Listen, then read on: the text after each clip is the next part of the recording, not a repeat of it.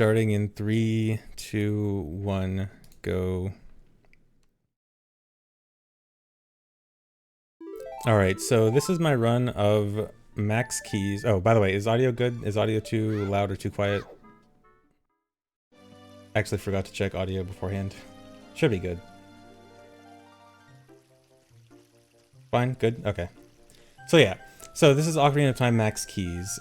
So goal of this run, as the name implies, would be to get as many keys as possible. There are a few things I do want to mention about the rules for this though. Oh, I should also mention that, so this is a LOTAD, but I wanted to do a bit more task strat style stuff for this. So that includes like some RNG manipulation like there. So I had to manipulate a bunch of rupees there. I need to get some rupees. First thing I need to do is grab sticks and get out of here. There are no keys in Gigiri Forest, so don't want to be here.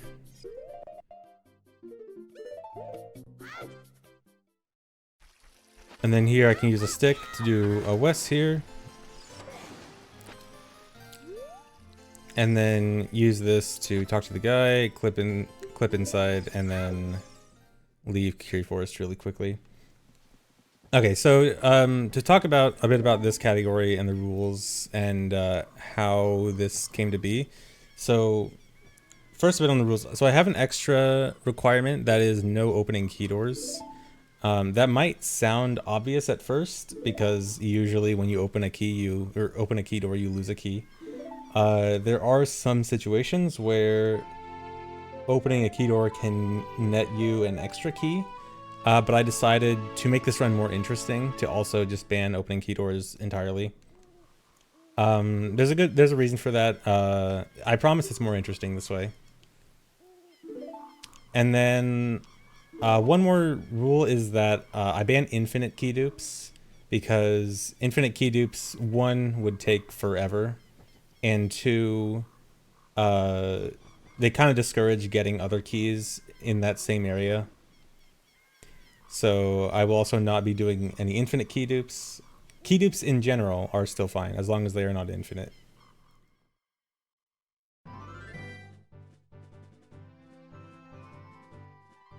But yeah, so a bit about this category. So I actually had the idea for this back in like March or April of last year. And it was something that I like wanted to do. It came, like, the idea was around the time Tears of the Kingdom was coming out. And so I was like, I'll do this like maybe when I'm done with Tears of the Kingdom, and then that didn't happen until like January. But then I thought, oh, this is like perfect timing for February 21st. So so timing ended up working out. So I worked on this for about a little less than a month prior to February. Well, there was a few weeks of testing and stuff before actually getting started. But this was actually kind of inspired by OMS. So if you guys know, last year, oh, I should also talk about this. So this is a cool forward west with a side hop. So normally that west there gets you much less speed, but if you do it like in this very specific way where you get onto land immediately after getting in the water while holding a specific direction, you actually get a pretty fast fest. And I use that to skip the owl. And then this is just Cuckoos. So actually this run does not end up defeating Ganon. This run just ends on the final key. Yeah, so about the inspiration for this run. So this actually the idea came to me during OMS last year.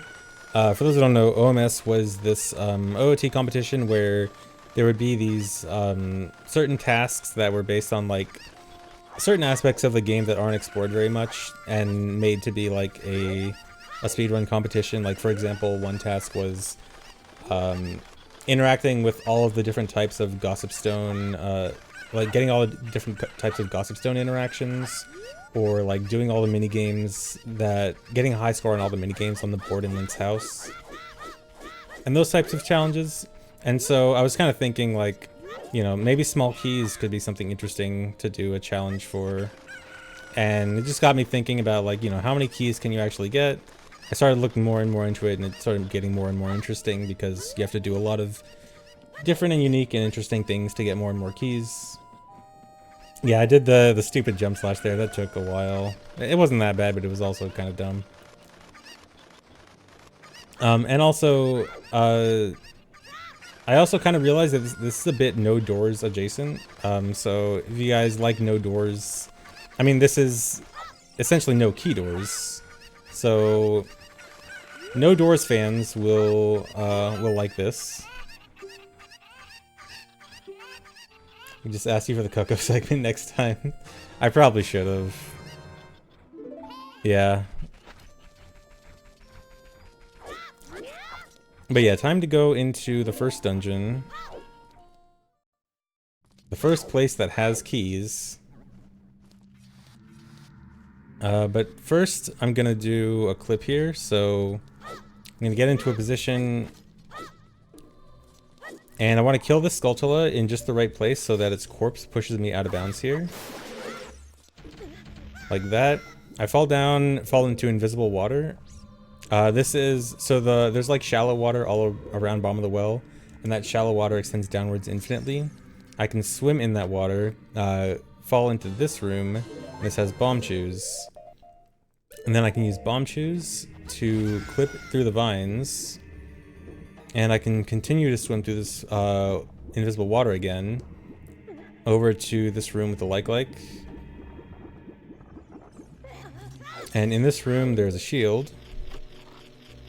And shields are very good. Shields are used for like half the glitches in the game. Well, I was highly in shield, and this one is Deku Shield. And then I can just warp out of here. But that also means that I didn't get any keys there. That's a bit of a flub. I gotta remember to go back there now. Keys do not have to be from source. All right, well, I'll remember to go back to bottom of the well for keys. Surely I won't forget.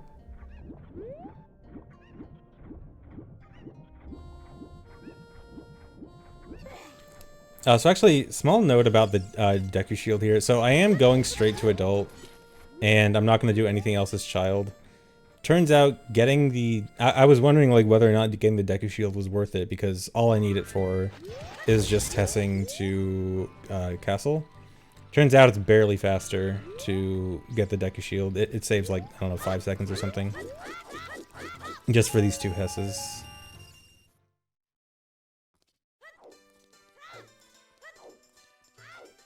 Yes, this is a LOTAD.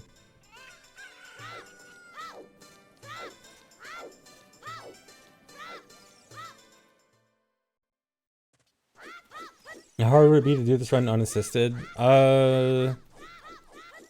Most of the stuff in this run is pretty hard but doable. One of the things in this run is absolutely not doable. Real time. I would say... minor spoilers, but you could probably do this run -1 key in real time. Okay, and then there, that's door time skip, so... a small crack in between the door and the wall, side hop out of bounds, you can clip back in bounds.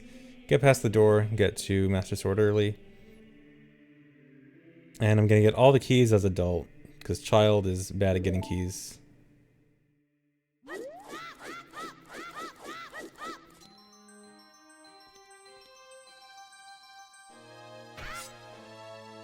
No, you do not have to use a key to get through the door time. The door time key is Song of Time, but it's not actually a key. It's just a song.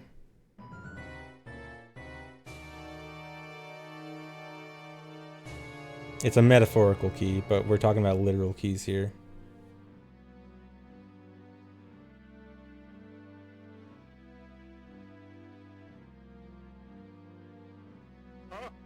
How different would this run look in Master Quest? I'm not sure. I haven't really thought about it for Master Quest. I don't know. It'd be a lot. I think Master Quest in general has significantly fewer keys. But I haven't thought about it too closely.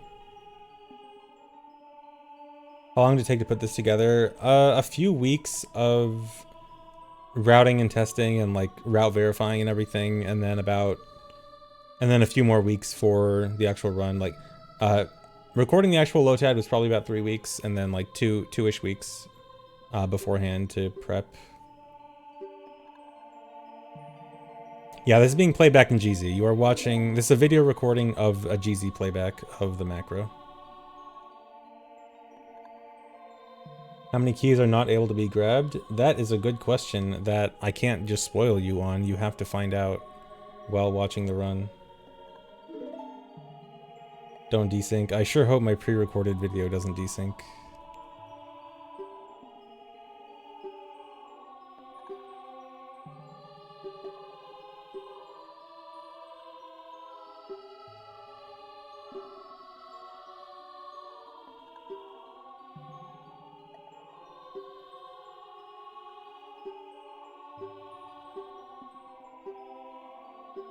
Kita knows some desync magic, don't tempt him.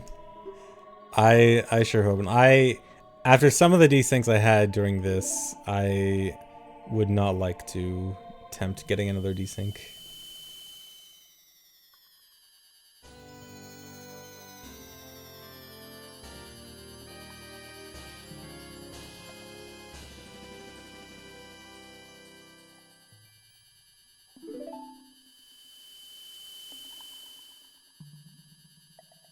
Do I know a consistent way to get a desync? A consistent way to get a desync is to record your macro improperly and load a save state while recording when you're not supposed to be recording, not realize it, and then go back to a different save state and not realize that you overwrote your inputs.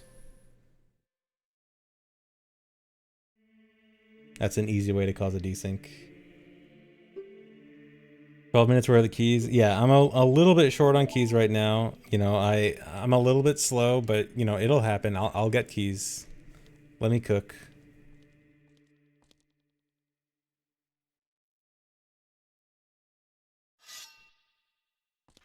How long is the recording? I can't spoil that. I'll say it's not too long. I'll say it's... You will not be here for more than 2 hours longer.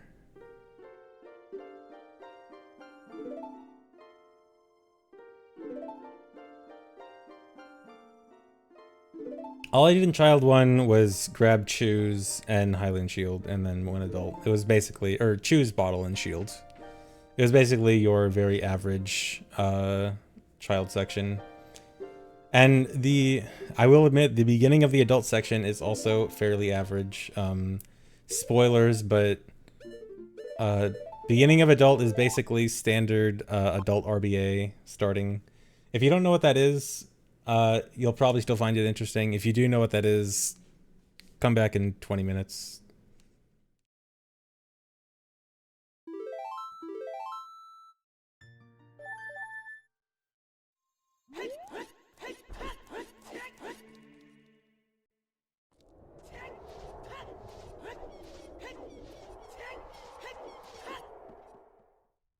Okay, so starting off adult, just want to go straight to CAC and get the egg.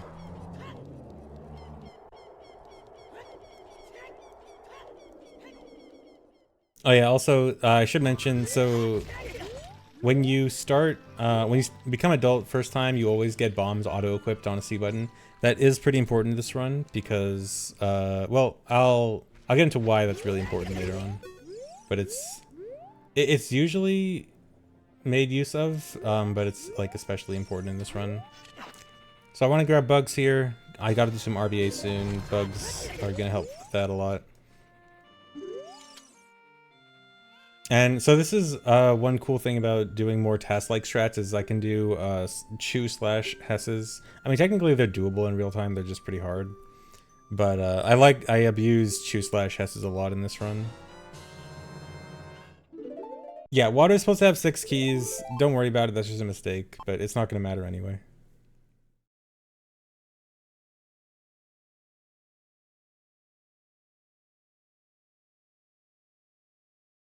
So you got the egg, that's going to be important for RBA, and then save warp.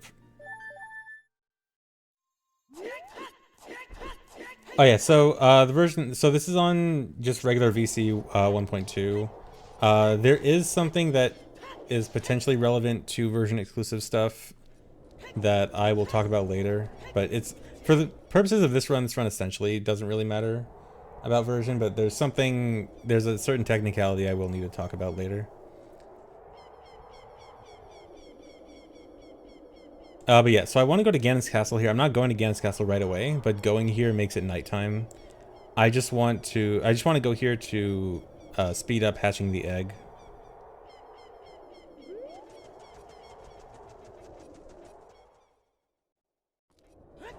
Yeah, Ganon's Castle does have 2 regular small keys. That is accurate. The only inaccurate one on the tracker is water. Just, that's supposed to be 5. That's supposed to be 6 keys instead of 5, but don't worry about it. Yeah, I made this LOTAD all by myself. Okay, so now I just have to kill time until daytime. There's a few things I can do to prepare stuff while I'm waiting.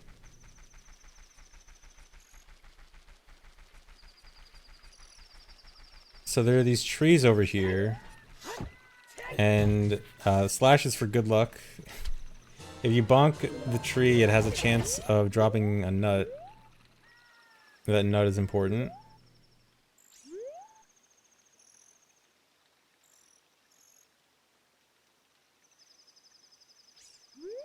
Yeah, you like that RNG manip, the slash for good luck.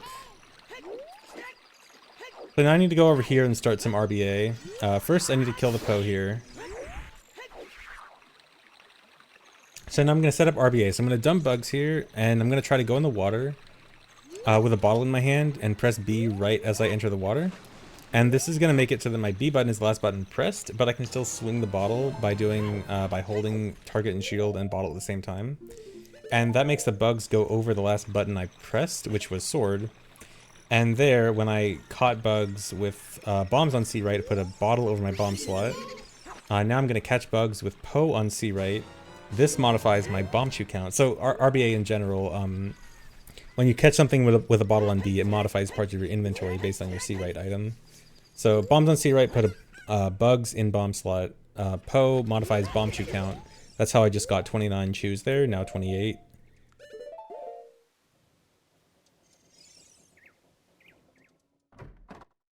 Yeah, so the important thing about bottle on bomb slot is that now bomb drops can appear from grass. Although I still don't have a bomb bag, so I can't actually hold the bombs. So I use Wake Up Talon with a Cuckoo. Now give Cuckoo to the Cuckoo Lady, and then I'm gonna get Kajiro. I know, the side up in the CAC doesn't, I mean, I guess it technically skips the text block, but it was just, I just wanted to frame perfectly slide hop in when it turns daytime.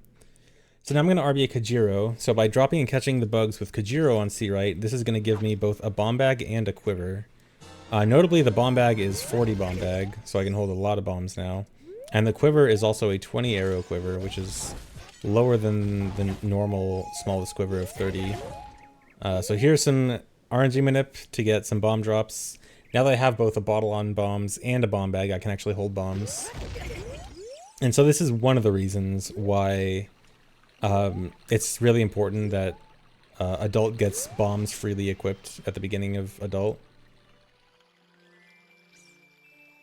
So now I can just head over to Lost Woods. I'm going to continue the trade quest because the Adult trade quest has a lot of the items in the Adult trade quest are very good for RDA. They give you a lot of really good tools that I really need for this run.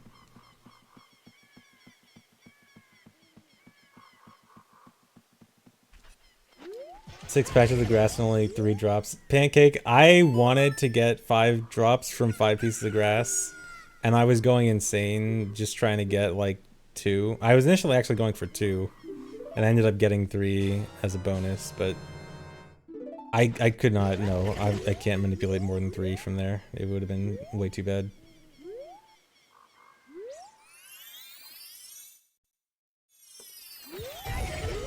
Okay, so Odd Mushroom, all Odd Mushroom RBAs is Heart Piece. I don't really need the Heart Piece, so I don't have to RBA this. So I just have to rush back to Keck as quickly as possible.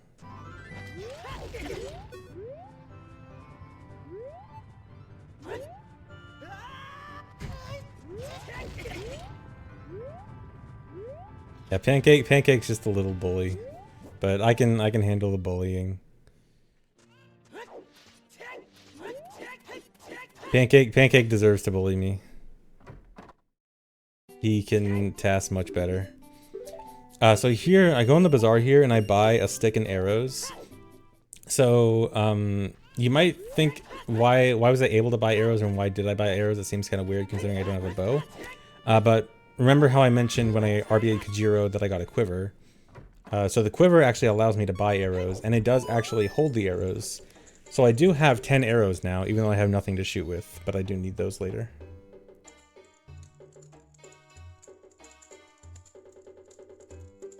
So now I trade in the mushroom, and I get Odd Potion. So Odd Potion actually is important to RBA because it gives me Song of Time, which is going to be important this run. Oh, this Hess is cool. So this is the beard guy Hess. There's a bearded NPC right there, and he is convenient to Hess off of with a chew. Love the beard guy Hess.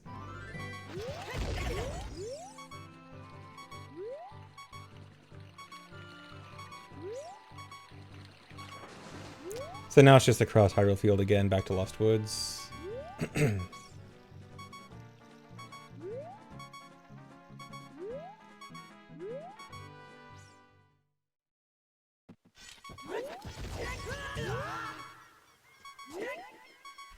So you can backflip and use a chew to damage boost yourself onto the ropes, which is a nice way to speed up climbing up here. So you don't have to go through Kukuri Forest. So here's RBAing the Odd Potion, so this way I get Song of Time. It also gives the 3 Spiritual Stones, but they don't really matter.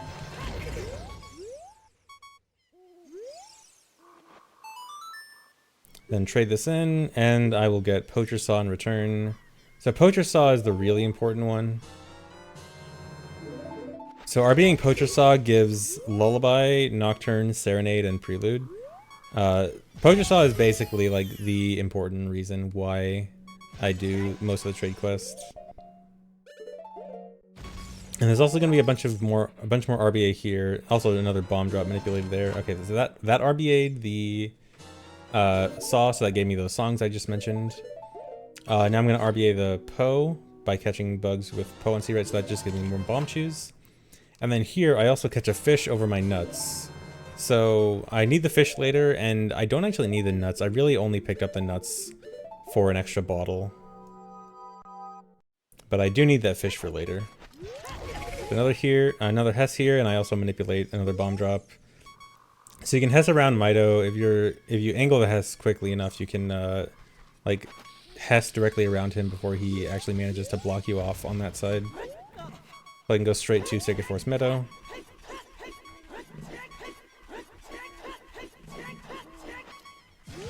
So here I just want to get Minuet, so I'm going to do a death cutscene skip. Gonna die as soon as I enter the cutscene. This gives me the song, and I don't have to watch the cutscene.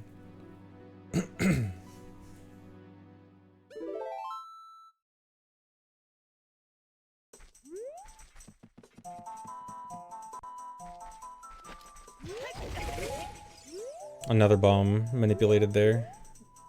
This run needs a lot of explosives, if it wasn't obvious enough already. So I'm going to go back to Goron City, and then from here I'm going to go to Death Mountain Crater. So I can do a Mega Slide Hop ground clip to get into Darunia's room without talking to the Rolling Goron. Then here I can Hess clip through the Darunia statue to get directly out into Death Mountain Crater. And so here I want to do the same thing with Bolero as I did Minuet, where I want to get the song without watching the cutscene. But this time I'm not going to die for it. I'm going to fall out of bounds. So if you grab a ledge with a high downwards velocity, in that case I used ISG to get high downwards velocity, you will do like a glitchy ledge grab and fall through the ground during the cutscene. And that skips the cutscene, so I don't have to, and I still get the song. Here I have very limited time to climb out to the top of the crater. But luckily I'm able to make it out just barely.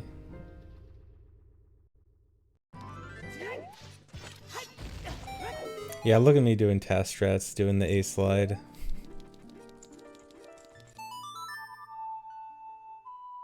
The mandatory task slide. I do a few A slides in this run.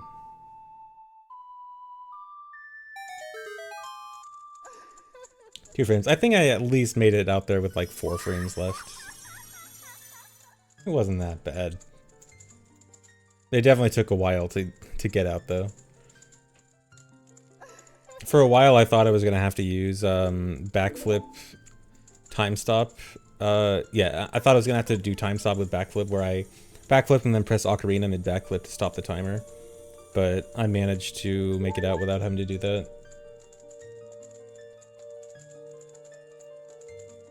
And then I do the slow turnaround to backwalk. I meant to learn the fast turnaround backwalk and I was too lazy and I never did it.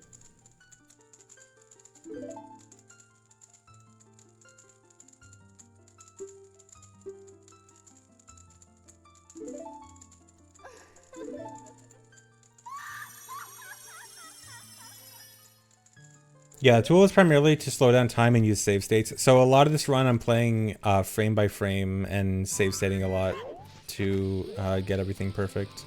So here I'm going to do a super slide here. And I'm going to activate the Goron getting up cutscene during the super slide. This makes it so if I fall off a ledge, the super slide doesn't get cancelled. And I'm able to super slide directly into the loading zone for Dodongo's Cavern way down here from out of bounds.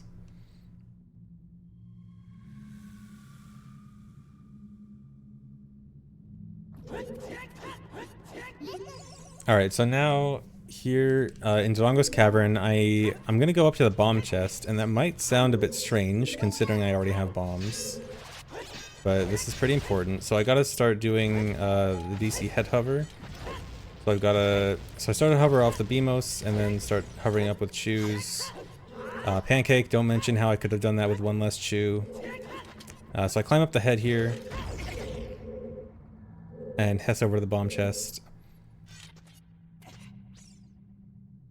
And I do a quick chest opening there, and I get the bomb bag, but that's not actually the bomb bag. Well, it's more literally the bomb bag, because what actually happened there is it gives me the actual bomb bag item, but it puts it over my bomb chew slot in my inventory.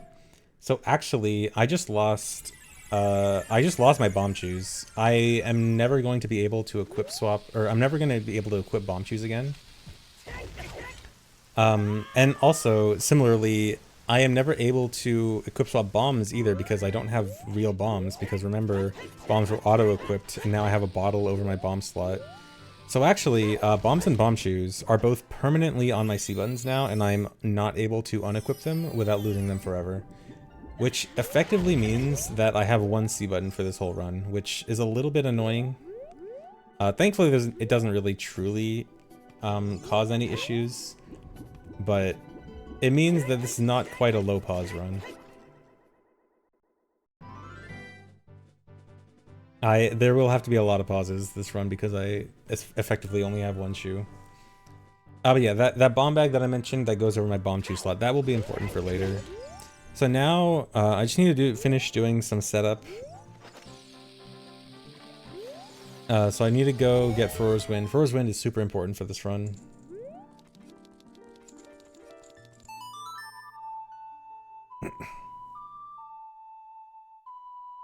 This is also another reason I really needed Zelda's Lullaby.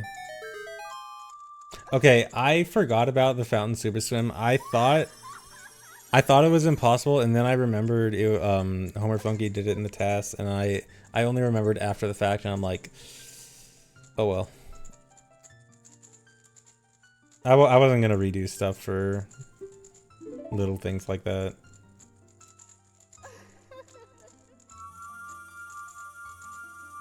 Oh, you did it too? Yeah, I'm sorry. I forgot. I mean, yeah, there's definitely a handful of things that if I could easily go back and redo them, I would, but I'd have to redo everything after that too, and I don't want to do that. Oh yeah, so I still have no keys. It's been 30 minutes, I don't have a key yet. I better speed this up. I am not getting my keys fast.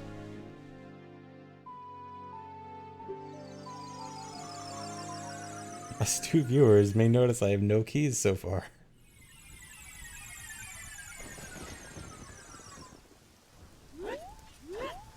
So yeah, now I gotta go to Shadow.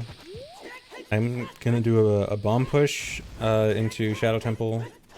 This that pushes me past the load trigger for the bottom part of Graveyard there, and that skips the big door loading, so I can just walk in without having to light all the torches. So now I'm gonna set for Rose Wind here.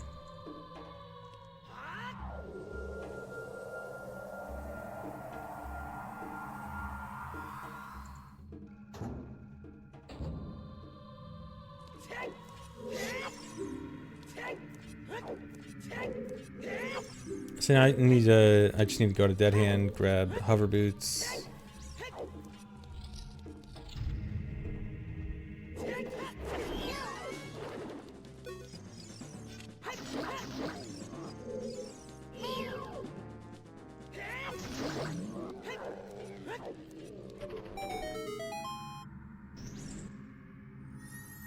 First key incoming. This is not the first key because this is Hover Boots, not a key.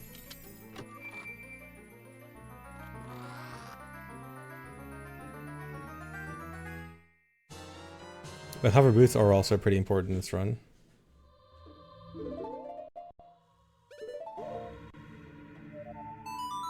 And now I'm going to leave again.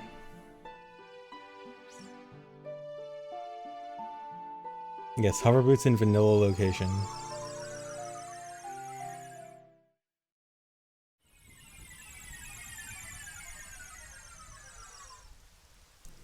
Alright, so now I'm going to go into Water Temple. So I can do a clip here. By jump slashing at the right point there, it lets me clip inside. So I can get into Water Temple easily. Alright, so now the setup is over, so I promise there will soon be keys. So first, I'm going to go over here, and I'm going to do a Navi dive off this Tektite to get down here. I have to jump slash right on the edge, check the Tektite with Navi, and I fall down. And swim over here and talk to Ruto.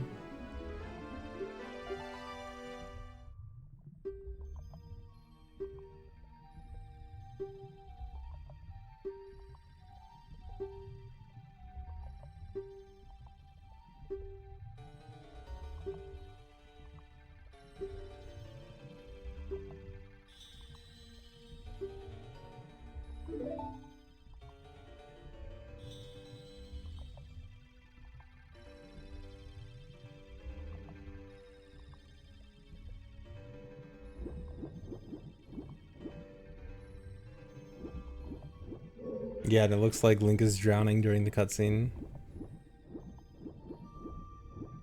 Alright, so I need to go up here and lower the water, and then I can finally start getting some keys.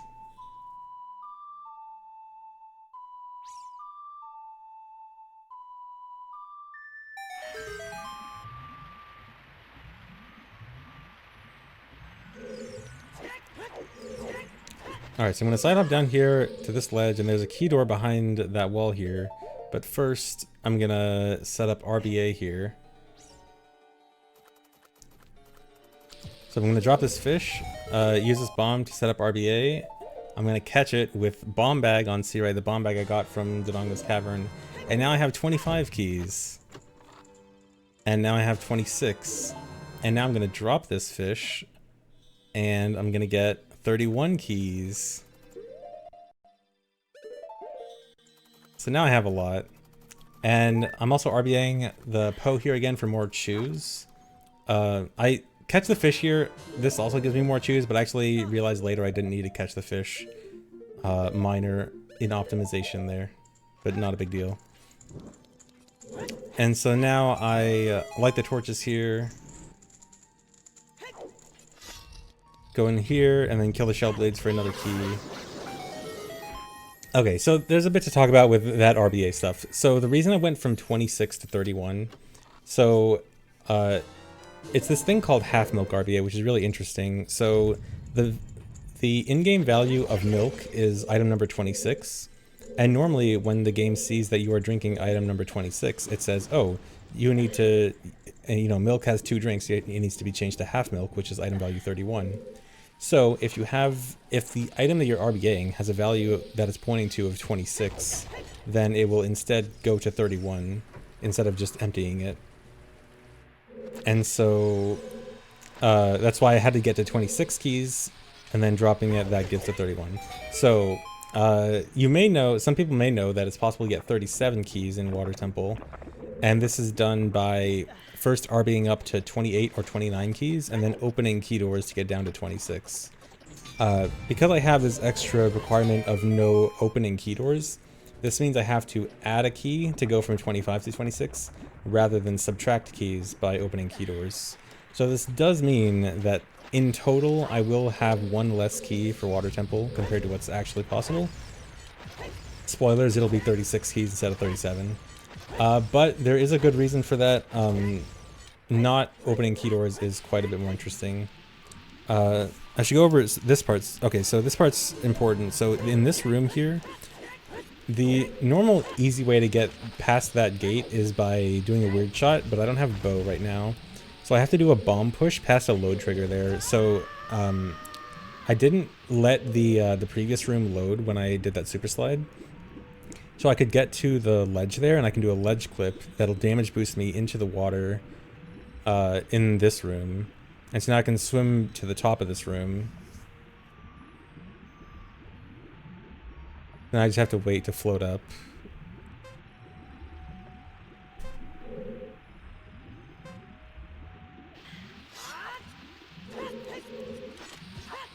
And now from here I'm going to start at hover, but before that I need some more chews. I have 15 chews, but that is not enough for this hover. This is a big hover.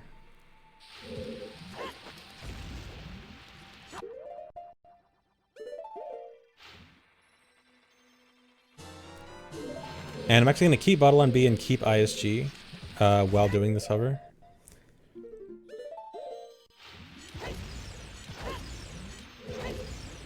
And so right now I'm directly below the long shot room. And so normally you're supposed to go from the long shot room and fall down this chute down into this room, but you can also hover all the way up to it. So I'm doing this big hover all the way up to the long shot room.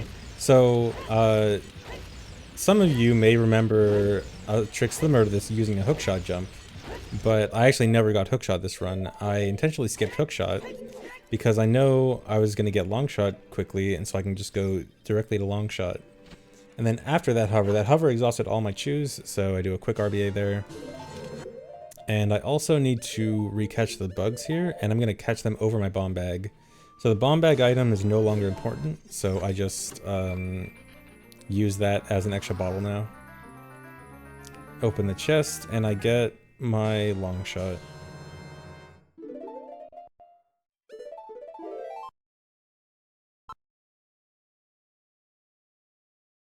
Oh, I should also mention, so again, the bomb bag is in the item slot where bomb chews normally is. Before I got the bomb bag, I equip swapped the bomb chews over the poacher's saw.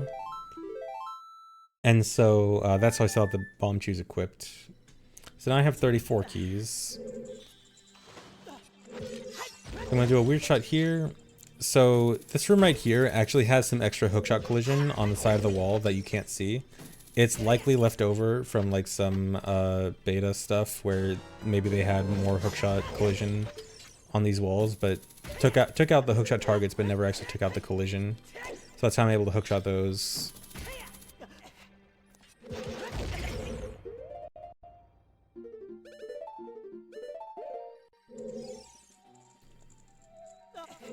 So I'm gonna head over here, go towards the boss room, and I gotta catch these fairies. Fairies are gonna be decently important this run. Gotta catch both of these, actually. So I'm gonna go in here. I'm not going towards the boss, though. I'm gonna do a weird shot here.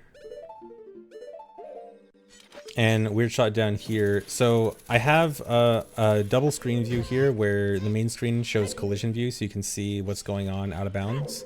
where I have the real view in the camera in the corner there, so you can see how it actually looks in the actual game.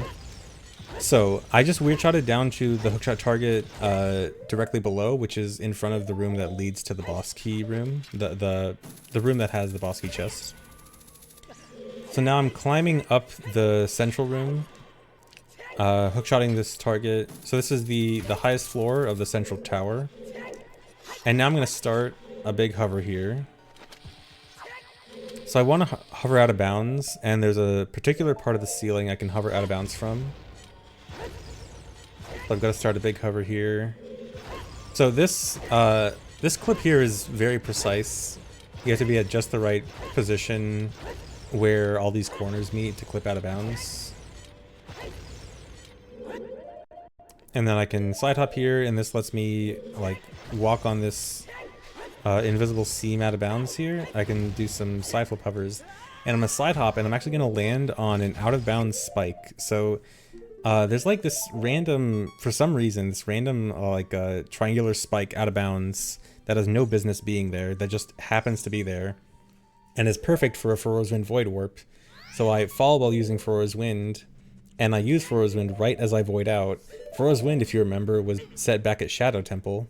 So when I try to warp back to Furor's Wind as that's happening, it loads me at the map of Shadow Temple where Furor's Wind was set, but at the coordinates of the room I was just in, which was the pre-boss room in Water Temple. And then I also died from the Void Warp, and that lets me get this this state called zombie walking, where I can walk in midair. And that lets me get on this pillar. And if you recognize what this room is, this is actually the boat room in Shadow Temple. I'm in the middle of the boat room, and I happen to land on one of the rocks in the boat room. So if you guys know that big boat hover, skipping the boat by hovering all the way across the room, this is the reverse boat hover. I'm hovering the opposite direction. I'm actually towards the end of the boat room now, and I'm hovering towards the beginning.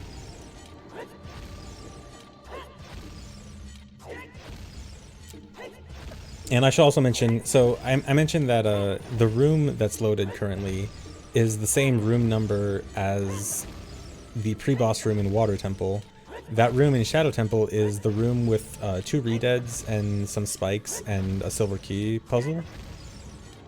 And that room is actually very far away, so I actually have to do a lot of dungeon traversal while out of bounds during this. And I'm also going to have to re-RBA my choose because this involves a lot of hovering. Actually, no, this is not the unviable trick I was talking about. This is actually doable in real time. It wouldn't be easy, but it'd be doable. So I've got to hover up to one more ledge here and start a Hess. And then with this Hess, I can curve around this big wall here. And now I'm landing, this is the area right in front of the boat. With the cage, this is the cage room right here. I gotta climb all the way up this wall. And so this is climbing back up to what would normally be the spinning scythe room. With all the blue stuff is the wood panels on the ground. I weird shot down here to a room. There's a room with a wood panel on the ceiling that you're supposed to hook shot to like get over some gaps. And then I weird shot down here. And finally, I'm in the room I want to be in with the redeads and the silver rupees. And then this room leads to a key.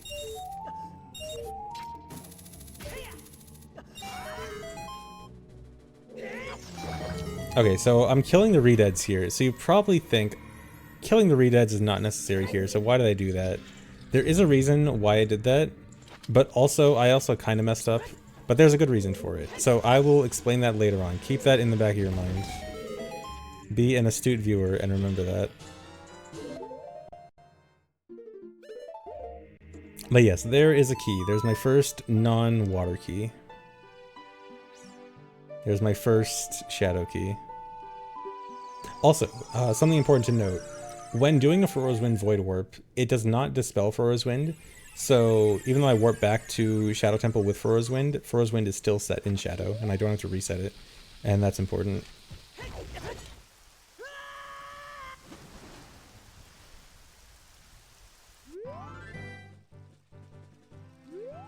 So now I gotta head out of Lake Hylia. I gotta do some bomb collecting. Pancake, don't look. So I really need full bombs coming up soon.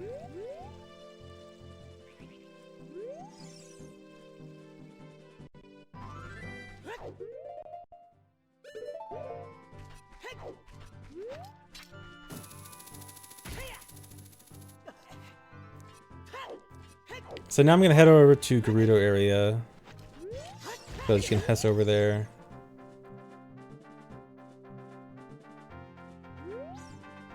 3 bushes for full bomb drops. Dude, I couldn't handle just sitting there trying to farm, trying to get like 7 drops from 1 bush. I couldn't do it. I got Serenade from RBAing Poacher Saw. RBAing Poacher Saw gives Serenade, Nocturne, Prelude, and Lullaby.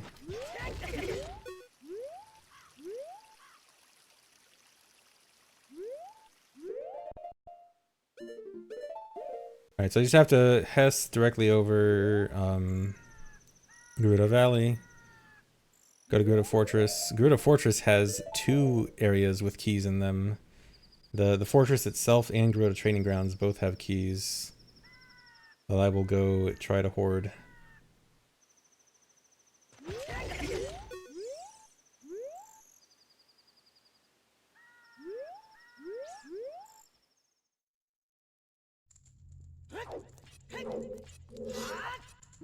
So Fortress is pretty simple. It's just the, just the standard Gerudo fights.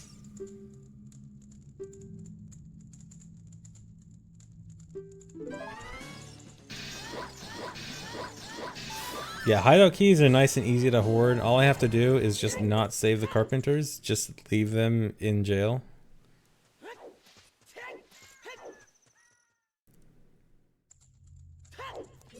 Now they can never be freed.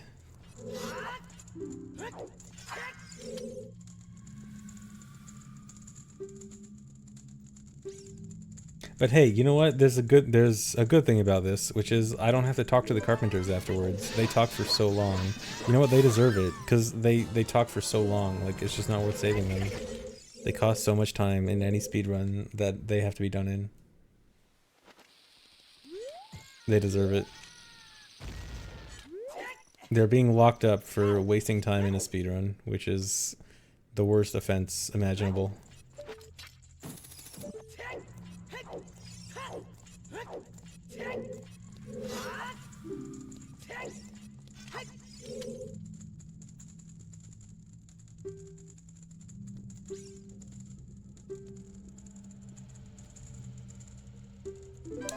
Rhymed yapping.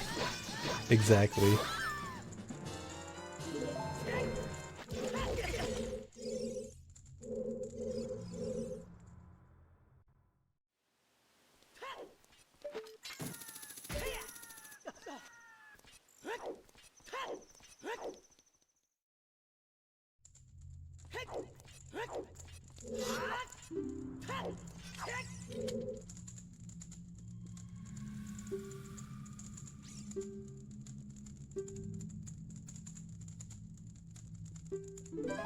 Why'd I walk up to the torch to Hess when I sword on B?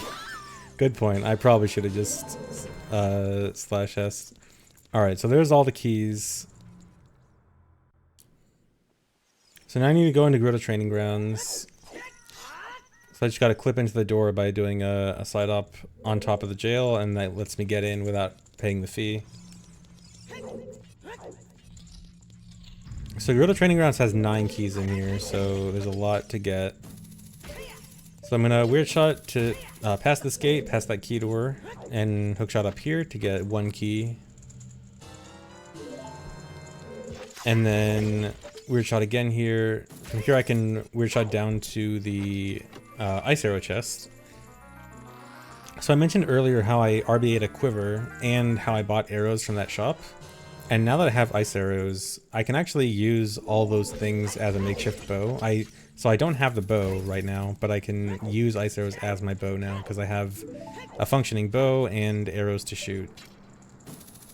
So now I run out here, and I gotta do the silver rupee puzzle to open up toilet room. Oh yeah, so Water Temple is not complete yet, by the way. I should mention, I am going back to Water Temple later. Ah yes, I did walk past the key. That's a mistake. I better go back to get that key. But first I gotta do the toilet.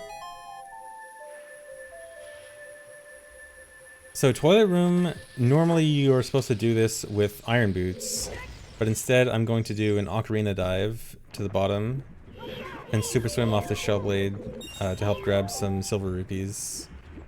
So I did this in 2 ocarina dives. It might be possible to do this in 1 with like an insane super swim, but if it is possible, it would be insanely difficult, so I did not do that. But still good enough.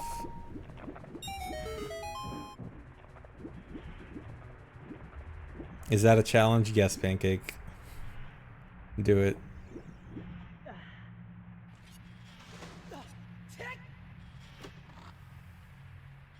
Alright, there's 2. Alright, now surely I'm gonna go up there and get that key that I missed. And the easiest way back up there is gonna be a weird shot. I'm gonna weird shot, and I can hook shot this gate past this load zone back here. But actually, I can use this load zone to duplicate the key. So I'm gonna side hop back and forth a bit. I think I'm gonna do this about 18 times. So there's gonna be 18 keys here now. So now I can grab the keys, but actually I'm not gonna grab the keys. I'm going to jump over here and do a spin attack to kill these bubbles here. Alright, so the reason I did that, there is a lot of stuff loaded in this room right now, and if I tried to pull out bombs, I would only be able to pull out 1 at a time, but I need to be able to pull out 3 bombs here, so I can do a triple bomb push against this door. This lets me open this door and unload some of the stuff in this room, mainly the torches, and I'm doing this to free up space and memory, which gives me more room to load more stuff, so I can go back here, dupe some more. So now that the torches are gone because of that, because of the door thing, I have way more space to load more keys. And now I'm going to repeat the process again. And also, so I mentioned when I killed these, the fire bubbles here, this is also to free up more space. Again, if I try to pull out a bomb before killing those, I'd only be able to pull out 1 bomb at a time. Killing those opens up enough space to pull out 3 bombs. That allows me to do this.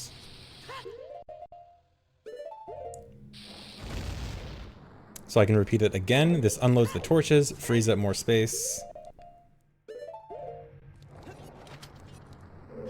Weird shot again.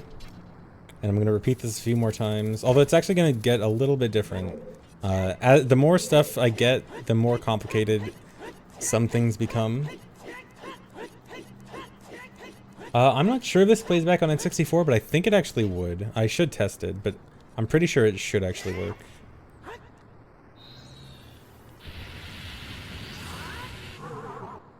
This looks cool, but also miserable to do. This was pretty miserable to do because it is very prone to crashing.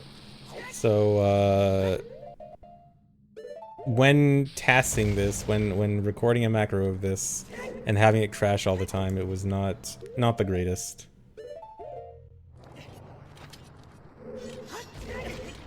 Yeah, the torches are glowing because it's a bunch of torches stacked on top of each other. It's like, you know, 10-ish plus torches stacked on top of each other. So every time I do this, I am freeing up more space, but it's less space every time. So I have to do fewer dupes every time. Oh, so now something interesting happens. So you're seeing that now I have to kill them with a bomb instead of my sword. So there's actually so much stuff loaded right now that my sword doesn't work. Like, the hitbox of my sword, if I try to slash my sword, just doesn't come out. Like, it'll look normal, but there's no hitbox on it. And so the only way to kill those guys is with a bomb, so that I can use more bombs to do the bomb push, to unload more stuff.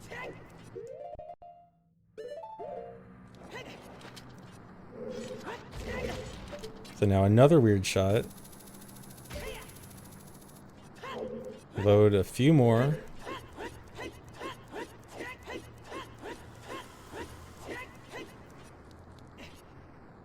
By the way, is anyone counting the dupes? Alright, so gotta kill these guys again with a bomb. Also, so when I did the magic spin to kill them, the magic spin is powerful enough to kill them all in one hit, but the bombs need 2 hits, which kind of sucks.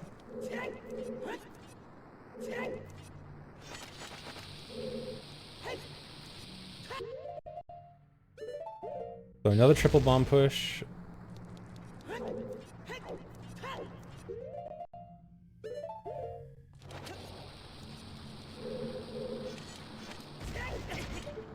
So this is also why I needed so many bombs at Lake Hylia, because this whole process is extremely bomb intensive. In fact, bombs were almost the limiting factor of how many I could dupe here. They weren't quite, they barely were below the limiting factor. I'll get on the limiting factor towards the end. But yeah, they almost prevented me from duping more.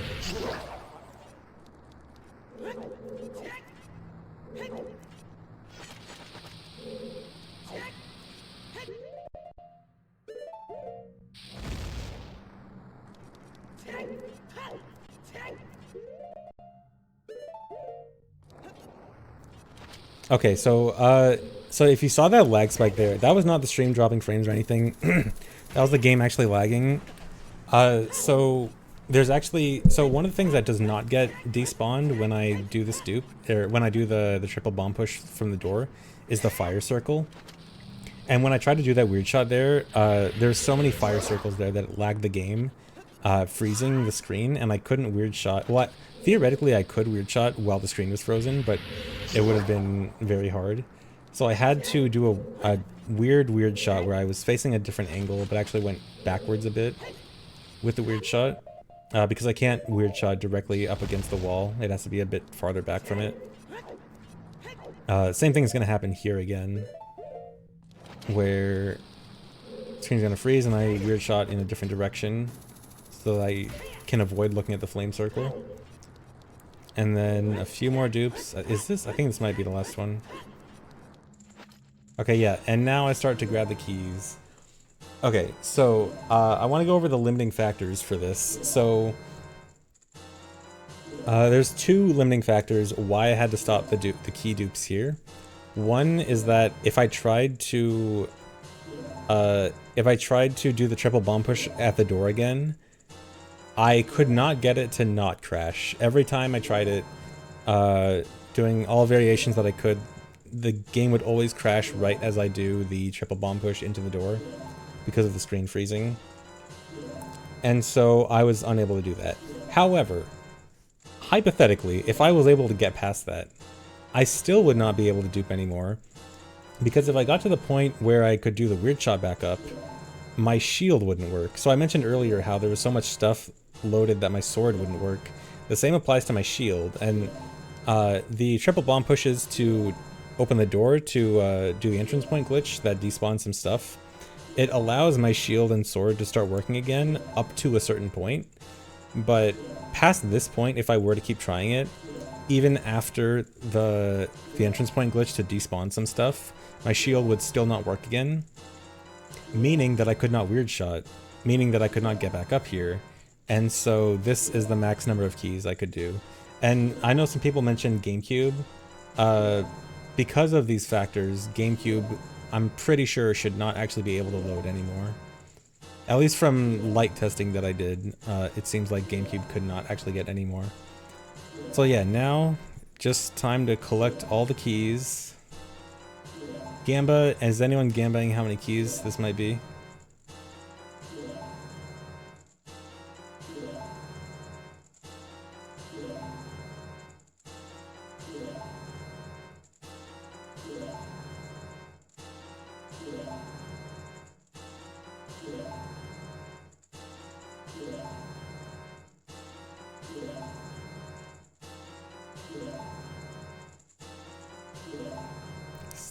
Still picking them up.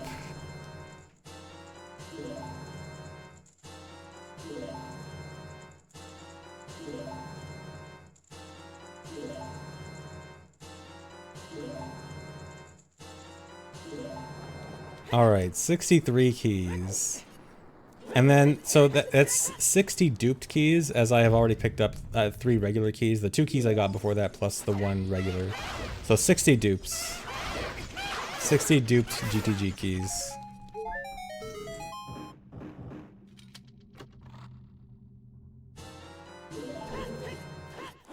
Yeah, I went over the limiting factors while during the key pickups. That's why I definitely could not have gotten more than that number. Well, not definitely.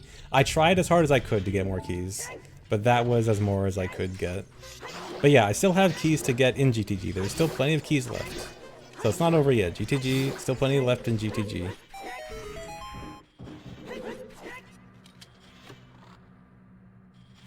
So there's 65.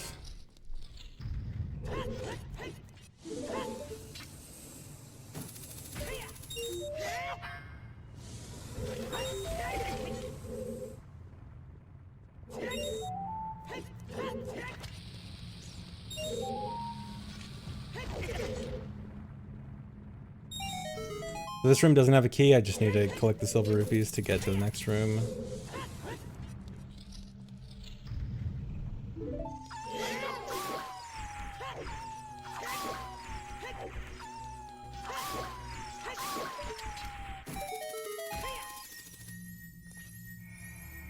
So there's a silver block here. Normally you need to push this with silver gauntlets, but you can do a mega flip plus hover boots to grab on top of the block.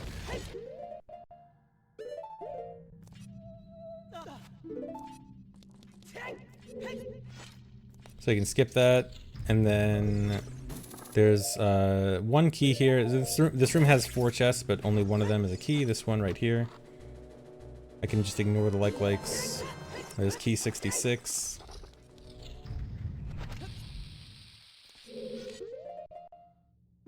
So I'm running low on shoes, so I got an RBA here.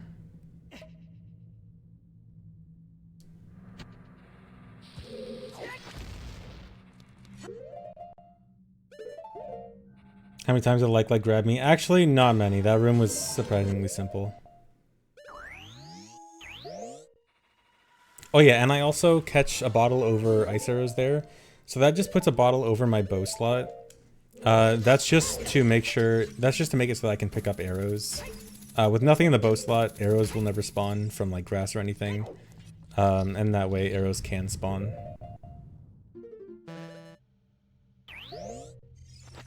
And so now I can use those 10 arrows that I bought back at the shop a long time ago because I RBA'd Kajiro for the quiver.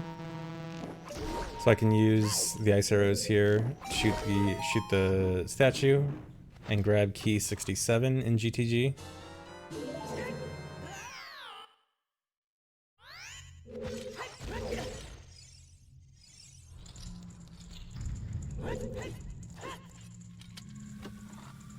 And then this room has key 68.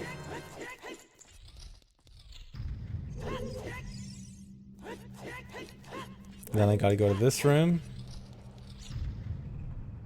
And then the center chest right here has 1 more key. And there's key 69, and that is it for Gerudo Training Grounds. So, I just want to say, regarding the key dupes and the coincidental number of that, I did try to get as many key dupes as I could. I did not intentionally stop at 60 for 69. It just works out like that. Now, I'm not saying for sure that you can't dupe any more than 69 or 60 at that 1 dupe spot. I tried as best as I could to dupe more. I really did not just try for the funny number, but that's what I could get. That's as much as I can get to work. And so 69 it is. But you know what? It's better that way. Yes, I'm proud that you guys all guessed the final total. Well, I don't know. Am I proud? Because I know you guys didn't actually guess the final total. You just said it because it's the funny number. You just happen to be right. Should I be proud about that? I don't know.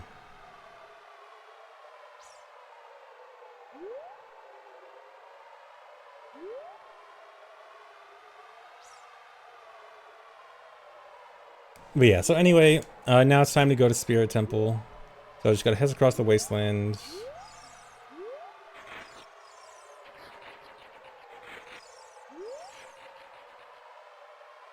Oh yes, I'm also over 100 keys already.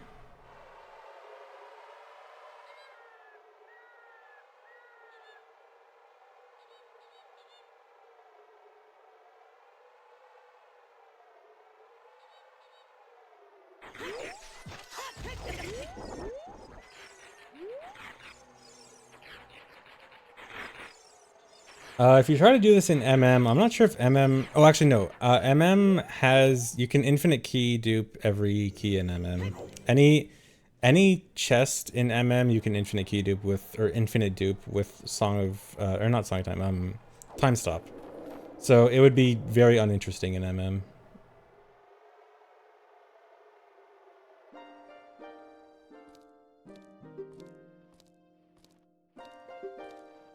So I've got to get Requiem. I'm actually going to make several trips to Spirit Temple, so getting Requiem is really important.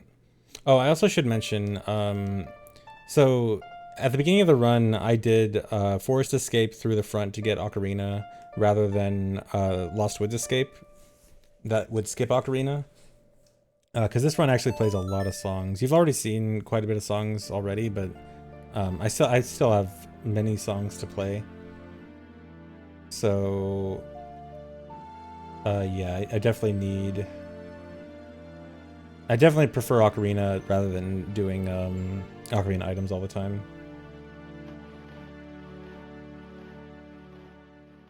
Only it works because there's no cutscene on those. Really? I thought it would work on those chests. Oh, well, I'm not sure.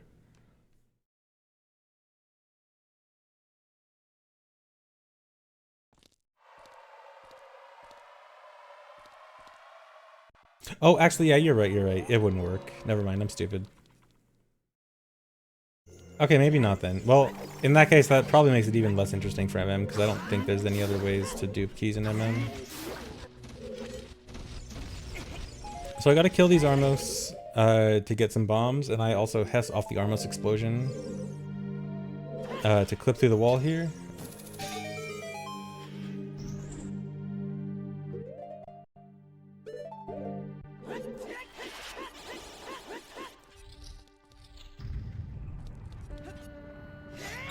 No, Jason, that does not work. Because Skulltula tokens have a different pickup method compared to keys. Because Skulltula tokens you just instantly get as soon as they touch you, but small keys you have to do like that whole pickup animation. So here's the first Spirit Temple key.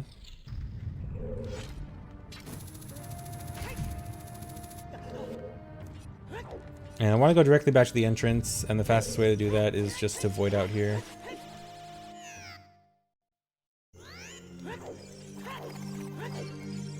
So this part's cool. So I'm going to climb up here and then jump onto the snake statue head. And then with hover boots, I'm going to climb onto the silver block here. So this lets me get out of bounds, and I can hookshot up to a really high room. So this is the moving wall room, really high up in Spirit Temple. Although the moving parts are actually actors that are not loaded, so I can jump through the wall and land down here. And this is the shortcut room, where you would hit the hammer switch and push silver blocks to activate the elevator down the room. Or the elevator from the main room to the first room. And you can do a ground clip to get past the... to get through the shortcut early. So now I gotta do a hookshot jump. So I'm gonna hookshot this perfectly normal hookshot target here and die at the same time as the hookshot latches on. And this gives me a huge hookshot jump, and this clips me through the ceiling. And it puts me directly in the mirror room, directly above. This is also the only way to get up here without using a key. And so I gotta play Lullaby here to open up the door, and this is the boss key room.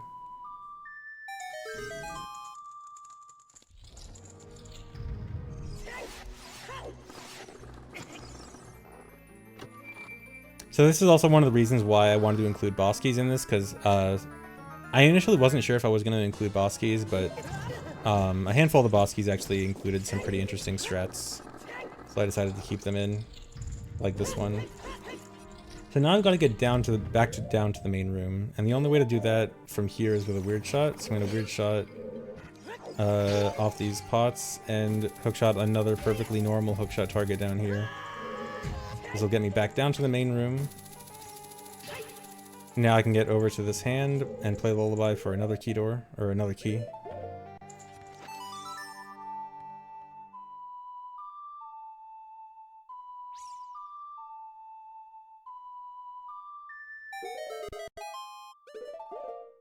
And before this cutscene starts, there's just enough frames to equip Longshot and shoot it. So I can hookshot the chest during the cutscene.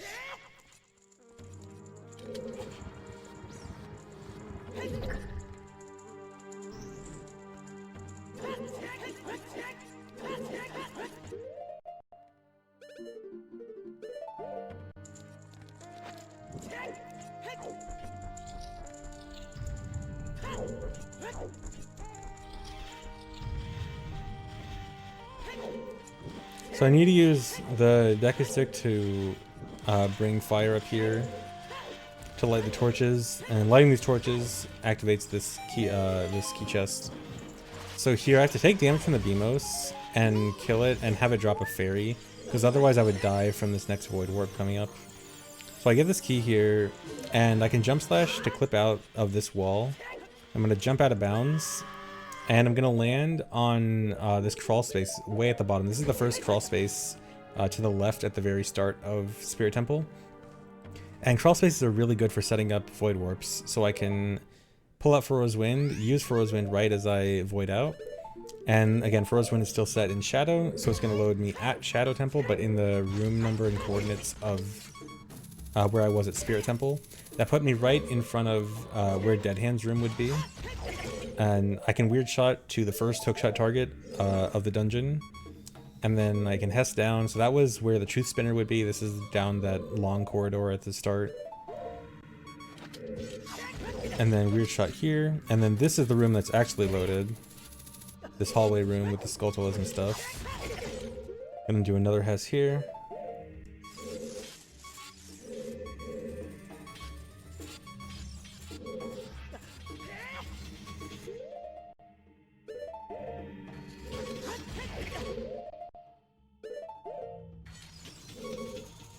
And I can also Hess through this, the gate right there. So here's the room with the key I want. I can backflip to get on top of the falling spikes, hit the switch, and get the chest. And there's my second Shadow key. So Shadow is, Shadow's fairly complicated in this run because Shadow is one of the dungeons where like a lot of you're supposed to get a key, use a key, get a key, use a key. And so Shadow really wants you to use keys in order, and so having to avoid those key doors is pretty complicated, so it requires all these Void Warps. Alright, so now I gotta go back to Spirit. I didn't finish it because the Void Warp, I needed the Void Warp to get to Shadow, but I still need to go back to Spirit. So this is why I want Requiem and to be able to play songs easily. So now I gotta go to the top of Spirit, so I'm gonna do Spirit Hover.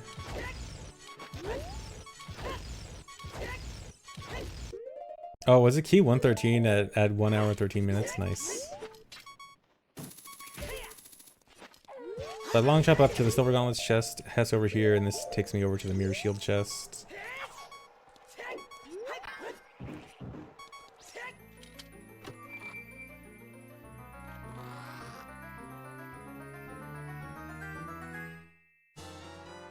This LOTAD was just an excuse to load up on rando strats. Not incorrect. I will say, yes, a lot of the Void Warps in this run are definitely things that can help in rando if I'm in a tough key situation.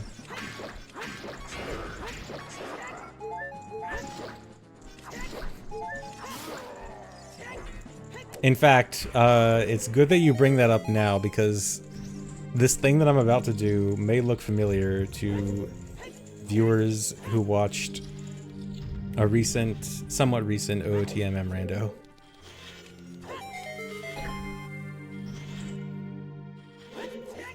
So I gotta go get this key here.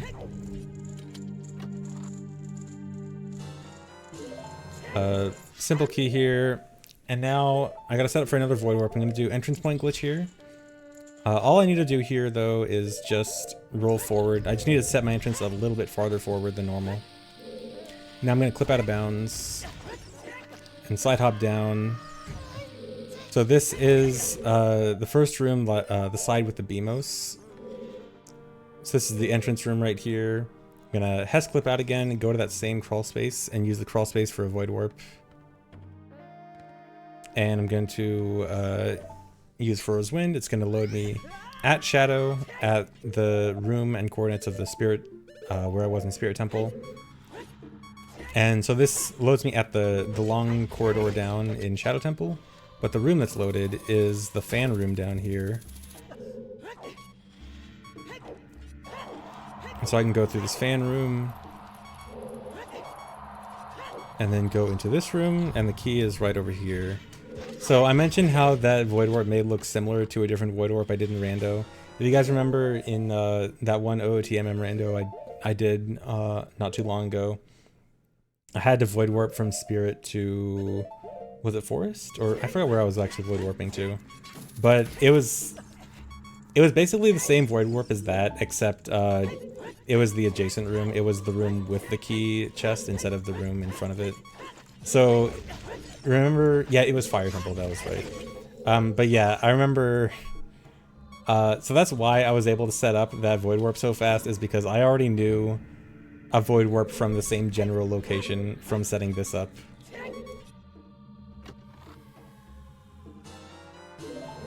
So I just had to make a slight adjustment for use in Rando. It was, I mean, it was half on the fly. I just knew I had half of the knowledge I needed in order to set it up on the fly. Oh, the shared flag. I forgot to mention. Okay, I can't believe I forgot that. Okay, in that room just a second ago, you saw how the gate was open, and I just walked through. And normally you have to get the silver rupees to open that gate. So it turns out it's a shared flag with the redeads in... remember I said how I killed those redeads a long time ago? And I said, keep in mind that'll be important for later. Killing those redeads is a shared flag for opening that gate.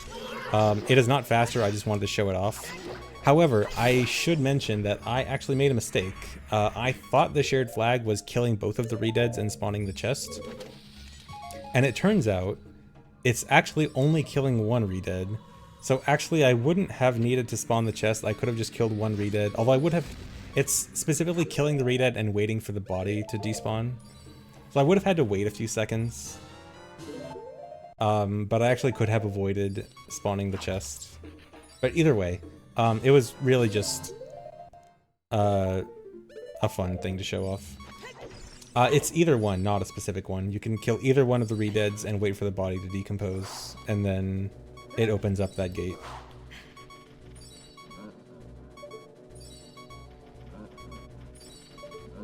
But it's something that you almost never see because it's the gate is supposed to be a flag from way earlier on. Oh yes, and I did the bell. Because of course I know you guys would yell at me if I didn't do it. And it was a, you know, I'm using save states, so of course I can do the bell.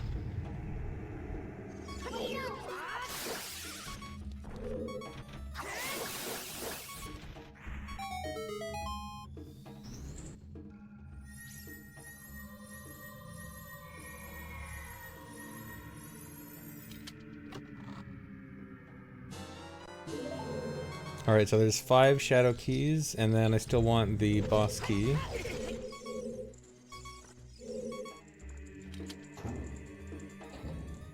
I just gotta go over here, do a weird shot to the boss key, and then this will be it for shadow.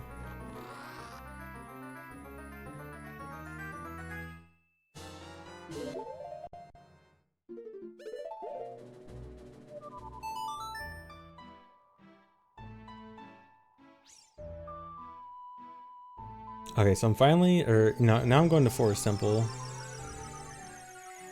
So the way I kind of have to route this, I have to route around where my Furrow's Wind is set.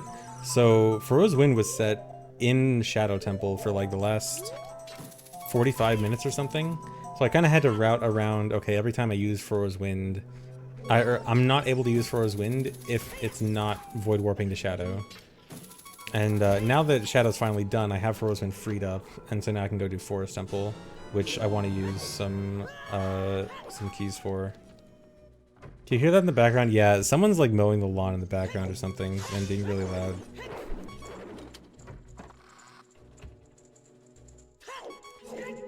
Or using a leaf blower or something, I don't know.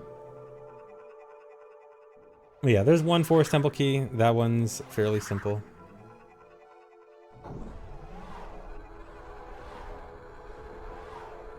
There's grass in Arizona, a little bit. You get little patches here and there.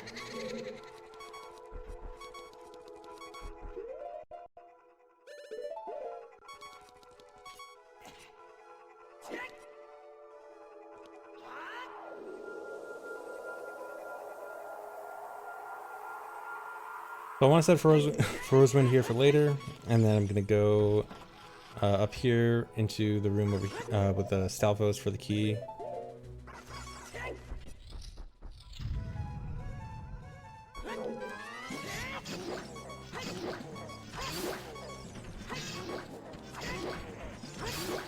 And I need to catch a fairy, and I catch it right as the cutscene starts. This lets me move early during the cutscene.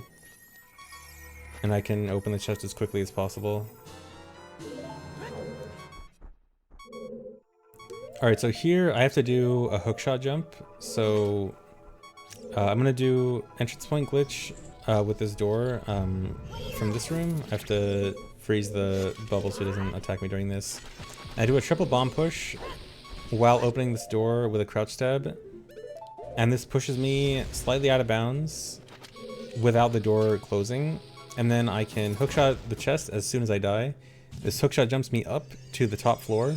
And the door still hasn't closed yet. The door only closes after I get a certain distance away from it. And that's also when the respawn point is set. So the respawn point is going to be set right now. And so the Stalfos fight in this room only activates if you enter the room above a certain Y coordinate. And so that whole thing with the door is so that my respawn coordinate gets set high enough so that the Stalfos fight starts. So then I can do the Stalfos fight for the bow up here. The bars took so long to go up just because of a glitch with catching the fairy during the cutscene. Like, it's not supposed to go like that, so it just goes extra long. Alright, so I spawned the bow chest, and then I ignore it. Because all I needed to do that fight for was to just unlock the doors. Because this is the room I actually care about, because this room has a key.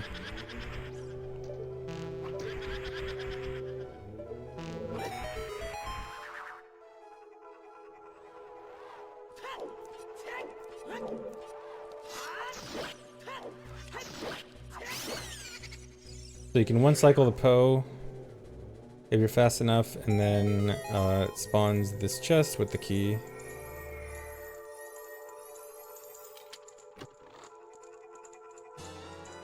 And then there's 2 more keys in the outdoors area that I need to go get. So I'm gonna warp away.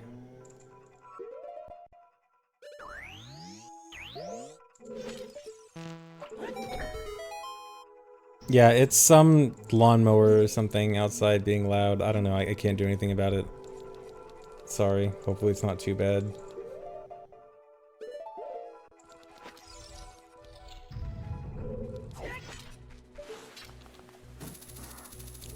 So here in the outdoor area, I can long shot up here to go lower the water in the well. So technically, I can get a key down here without lowering the water if I had iron boots, but I do not have iron boots. So I have to actually lower the water. Do a weird shot on the lawnmower. Oh, also remind me, I have something to talk about this key later. Remind me about it towards the end of the run.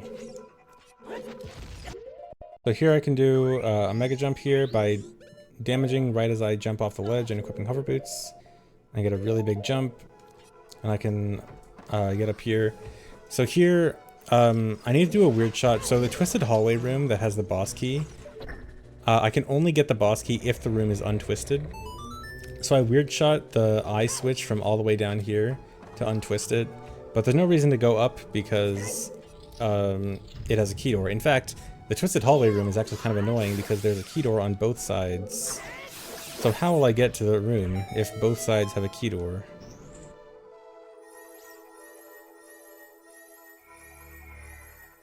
And then I kill the floor masters here for the last forest temple key. And I also gotta grab some magic. Magic is mildly annoying this run because I both don't want magic for shooting arrows because I have to use ice arrows and it's nicer if I just don't have magic so they shoot normal arrows. But I also need magic for Rose Wind, obviously.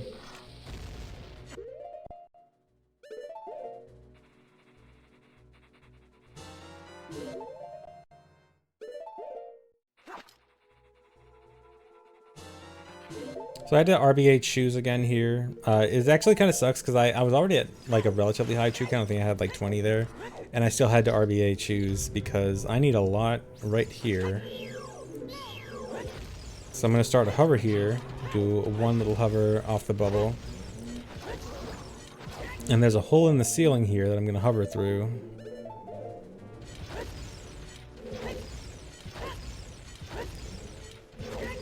And I have to be very careful with these hovers because I'm very close to the walls. So I have to make sure that I'm in a position so that the shoes do not ride on the walls. And I have to keep turning back and forth. And then I can back loop up here, and it's the room with the boss key. It's the twisted hallway room. Yeah, that hover, that is quite an annoying hover because the shoes love to run on the walls there. And there is the forest boss key. And that cost me almost all my shoes, so I want to RBA again.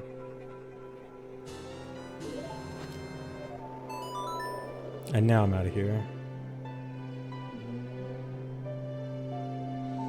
Yeah, so the reason, so that room loads because there's actually a transition trigger in the middle of the shoot. Oh my god, this is so loud. Please stop.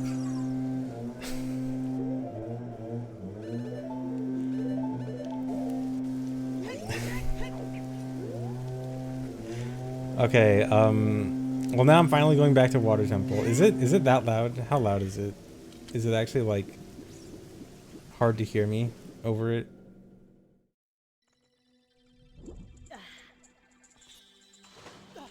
Okay, I think it's going down now. Okay, so I'm back in Water Temple. I still have one key to get. But I also need to set for Rose Wind here. Well, actually, I have two keys to get. I have one small key and one boss key to get.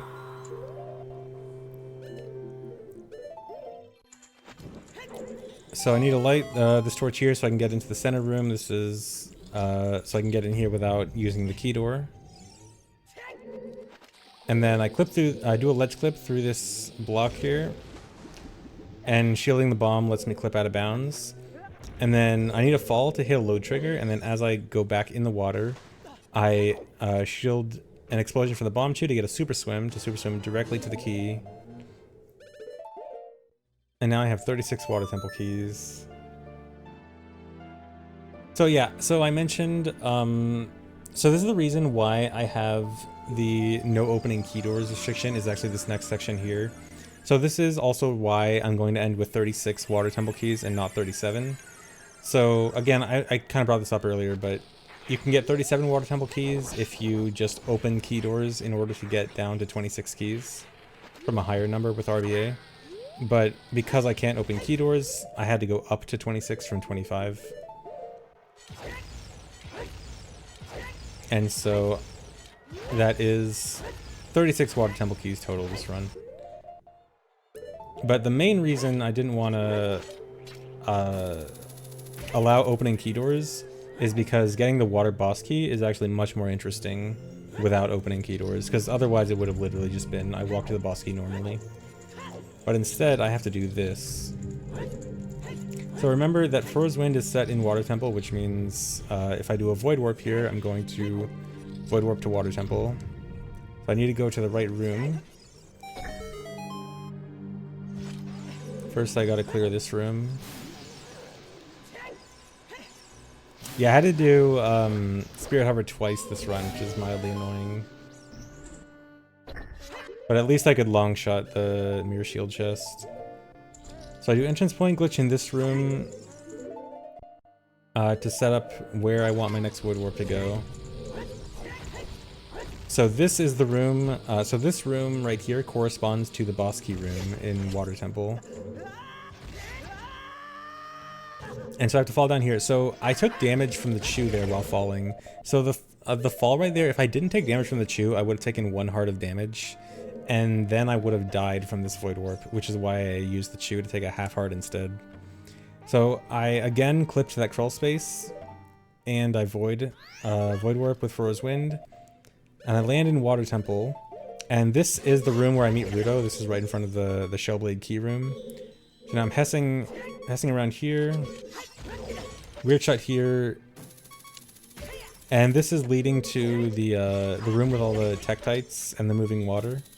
And this is hookshot collision. There's extra hookshot collision in that room too. There's not normally a hookshot target on the ceiling there, but it's there, just not visible. And then I can jump to that, the hallway where the boulders roll, and then from there, weird shot to the boss key. And that is all of Water Temple. So that's why I didn't want to allow opening key doors, because otherwise Water Temple boss key would have been very simple and pretty boring. So I hope you can forgive -1 key for more interesting Water Temple.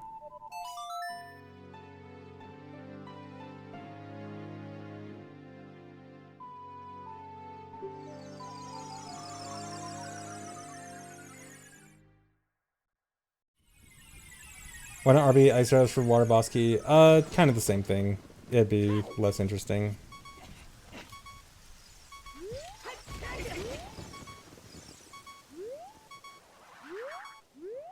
Which I should also mention, so I also... I'll talk about this more later, but I also don't include RBAing the child dungeon boss keys. Because I wasn't sure if they should really count. And because they're not real, and they're not interesting, really. So I decided not to count them. Okay, so now I gotta go to bottom of the well and set Froze Wind here. Yes, they are fictional keys. They do not exist.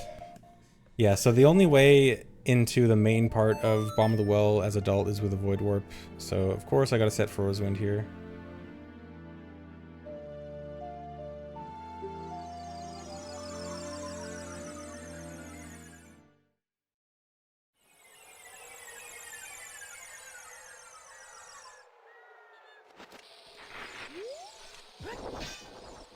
Yes, the 69 GTG keys are non-fictional. They are 100% real.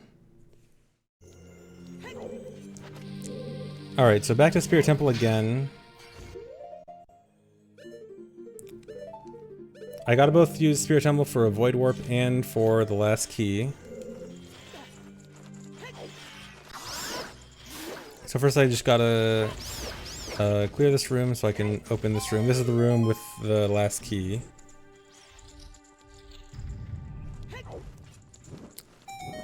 Light the torches, that loads the key chest. But I'm actually not going to get it right away. Instead, I'm going to do entrance point glitch here. And I need to set my entrance point so that I will exit the room when I go out of bounds. Or I'll exit the room and go out of bounds when I void. And I need a clip here. And then something very special here.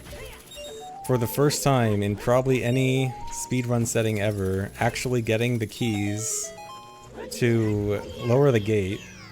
I'm gonna void out, and this is gonna let me jump out of bounds as I void, and this is right next to the crawl space next to this, and I have to trigger that text box. If I don't trigger that text box, this next part does not work. So I weird shot over to this room. This is the sun room where you're supposed to like blow up blow up a rock on the wall to shine light on a sun on the floor. And the place where the light comes from is actually a hole out of bounds. So I'm going to hover up to this hole.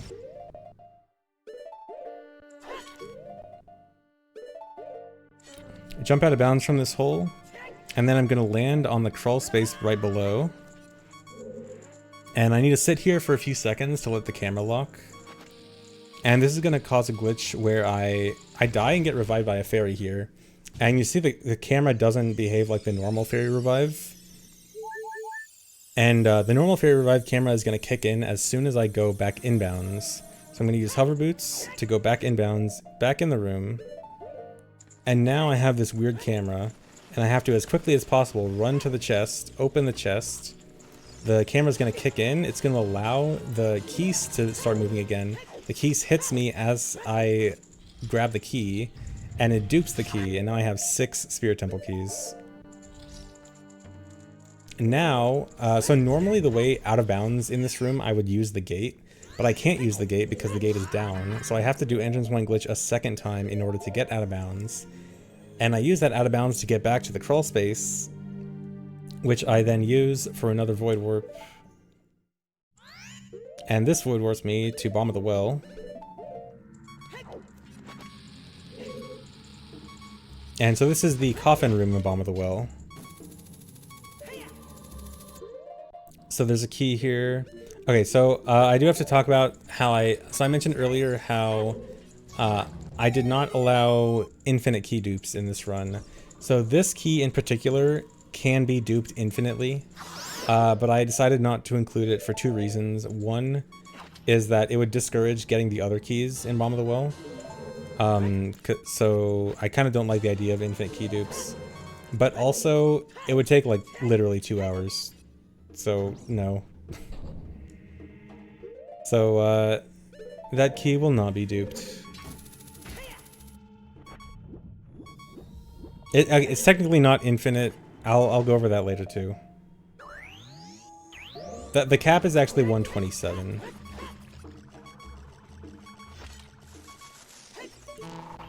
So it wouldn't be infinite, it would be 127 keys, but you know what I mean. Okay, so anyway, but there is key dupes I can do with these keys over here. So there's this cool glitch with Skulltulas where if you shoot them with an arrow and check them with Navi right as they get hit, they actually won't die, but they'll actually move with the arrow. And so I can use this to my advantage to help dupe some keys here. I want to move 2 of these Skulltulas into position right in front of the key chests here.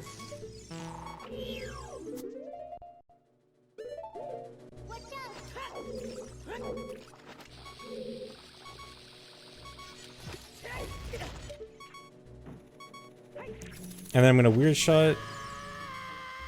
Weird shot like to get out of bounds and die in the water. And so, if you remember how I mentioned back in Spirit Temple about the out of bounds camera, how the Fairy Revive camera, if it happens out of bounds, it doesn't happen right away and it kicks in as you go inbounds. I'm going to use that exact same concept here. I'm going to float up the water, and as soon as I get back in bounds, the camera's going to go all weird. And I'm going to try to open the key chest from there. I open the key chest, and then that Skulltula that I moved is going to hit me after I grab the key. And I can grab the key a second time. So that's 3 Bomb of the Well keys, but I still have a key chest left. And then I repeat the process.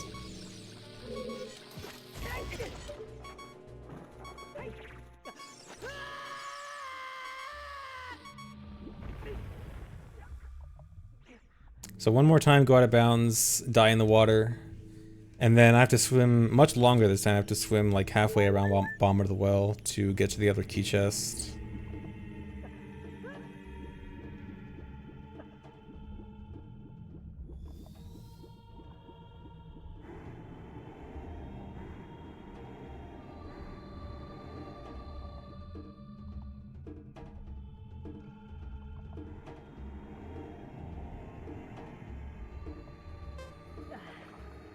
And then camera swinging around again.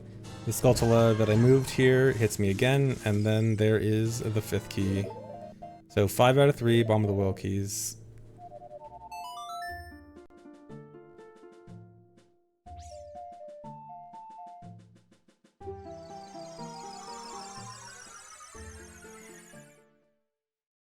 Alright, so two dungeons left, Fire and Ganon's Castle, so obviously going to Fire now. Oh, this was cool but also annoying. I do an A-slide off the rock to grab magic and then also get to Fire Temple. That took an annoyingly long time. That shouldn't have taken as long as it did. But, so yeah, here in Fire Temple, the Fire Temple boss key is fairly simple. Before I do that, I gotta set Froa's Wind. This will be for Void Warp purposes, of course. What else would it be for? Actually, no, this one is not for Void Warp purposes, but another one will be. So the Fire boss key is just Weird Shot over here. Yeah, this is an actual Froa's Wind because when you Weird Shot into this room, you're actually stuck. Unless you have Hammer. But yeah, it's just much better to... My options there are either Save Warp or Froa's Wind, and Froa's Wind is just better. So I set Froa's Wind again. This one is actually going to be for Void Warping purposes later on. So I need to RBA choose again, because I'm out of choose. But I also need to do a camera glitch in order to skip the Darunia cutscene here. And I need to get my health down to a certain amount. I need to get down to 1/16 health here, which is why I was waiting there. So that gave me choose back. With these bugs, I do this camera glitch where the camera's facing the wrong way so that Darunia doesn't load when I open here. And now I have 1/16 health, which I got from the burn damage from the keys. And if you have, so health is actually kept in increments of 16ths in this game, and the timer, the way the timer is calculated is it gives you 1 second for every 2/16ths of a heart, or 1/8. And so if you have 1/16th, you actually just get no timer. So I can just walk around here normally. So I have to be careful not to activate the Darunia cutscene. And I need to go up here. I have to catch a fairy. This is for later. And then there's also some bomb pots here that are useful. So I have to grab this pot, throw this pot, that pot has a fairy, and I'm gonna hookshot this target as soon as I activate the Darunia cutscene. So this does a hookshot jump really high up Fire Temple. In fact, this puts me all the way into the Fire Maze room, which is near the top. It's right before Flare Dancer. The problem is the room is unloaded, and I can't really do anything if the room is unloaded. So I need to load the room, and the load trigger for the room is below the room. But there's not really a simple way to get out of bounds. Well, there kind of is, but it's not great for loading the room. So I have to get out of bounds and hover, but the only way I can really do that is to ledge clip out of bounds here, die, get jump slash ISG, and be revived by the fairy. And now I can hover out of bounds. I fall all the way down to the load trigger. Hit the load trigger, and now I can hover back up and have the room load normally. So, that is the worst trick in the game. I mentioned earlier how like most of the stuff in this run is doable but hard, but this one is probably just not feasible. Yeah, there's that trick. That trick is not good. It's such a bad trick. Also, something related to it being really terrible is after I did it the first time, I realized I need to RBA choose again right after this key. And I realized that I forgot to recatch my bugs on my last RBA. So I actually had to do that trick twice. So that was really fun.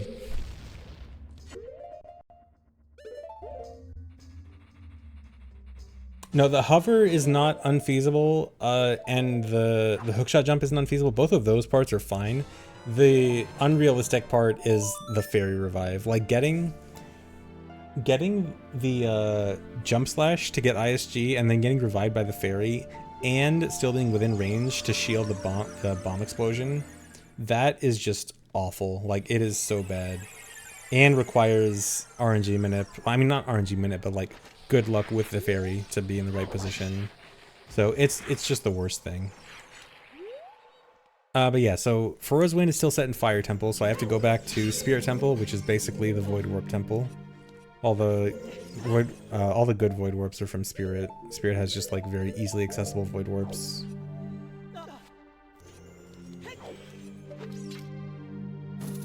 So I can do the same clip I did earlier where I get on top of the block, long shot way up this wall, and jump back down to the shortcut room. And then from the shortcut room, I can ground clip to get to the main room.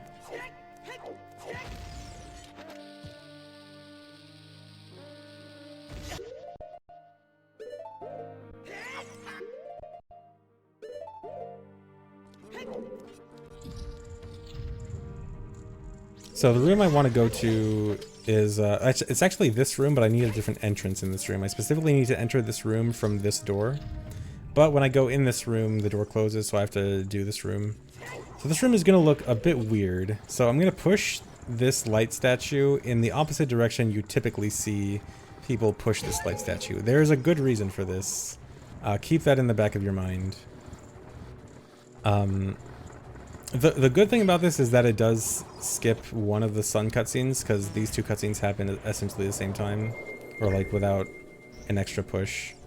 But there is a reason I have to push the statue in the opposite direction there. So now I have my entrance point set the way I want, so I can do a void warp. I'm gonna push this, push the statue down, and I can use this to clip through the wall.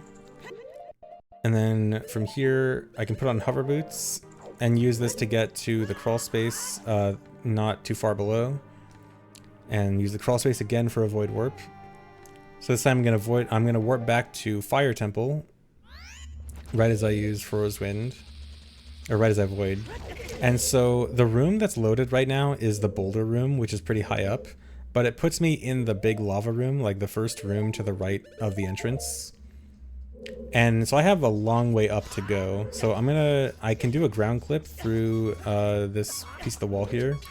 And so right in front of here, this is the fire elevator room with the big gate.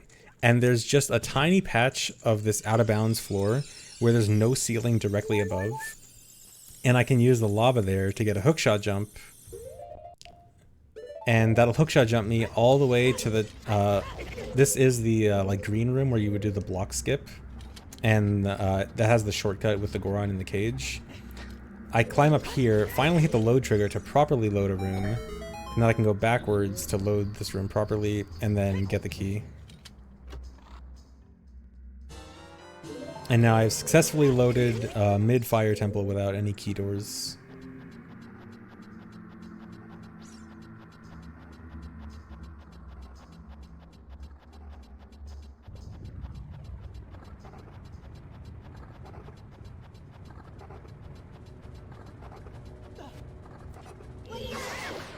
And I need more magic.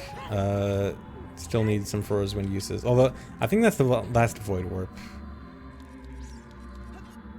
But I do need some regular Feroz Wind magic. So I've just set Feroz Wind here. So, the first door to the right of the entrance in Fire Temple is a key door. That leads to that big lava room that I was talking about that I'm actually going to jump down to right now.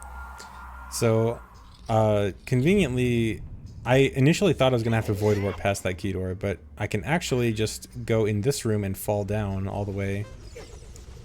Okay, so this is actually the reason why I had to push the snake statue in the opposite direction. So, when you do a void warp from one dungeon to another, it actually keeps temporary flags set between dungeons. So for example, any temporary flag I set in Spirit Temple would carry over to Fire Temple right now. It turns out that one of the chests that gets spawned by pushing the snake statue in the other direction actually corresponds with the flag for the Song of Time block right there. And so if I had pushed it in the other direction, the Song of Time block would actually be blocking the way into that room.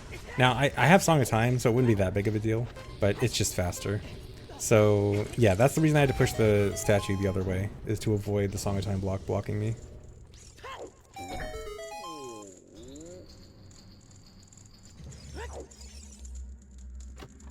And so, getting these 2 keys down here, pretty normal, and then I can just warp back up.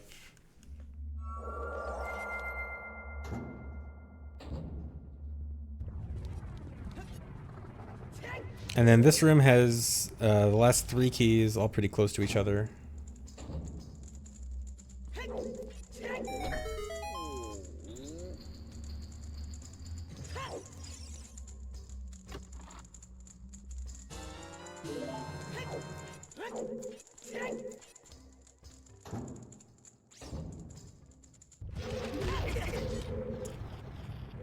It's not a shared flag, it's just same numbered flag. And it's just that, again, when doing a void warp, the flags get transferred from one dungeon to another.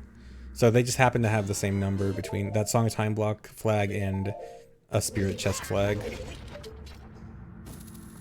And then from here I can weird shot into this cage for the 8th key. And then that's it for Fire Temple.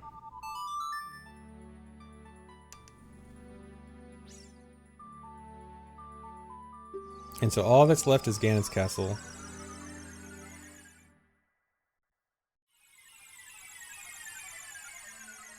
Yeah, unfortunately no bonus keys in Fire. Typically, in order to dupe keys, you typically need either a crawl space or water. Or that's like the easiest way to find a key dupe, is either a crawl space or water so you can get the out of bounds camera. Fire has neither of those. It's not that you can't dupe keys any other way than that, but those are the things that make it easy.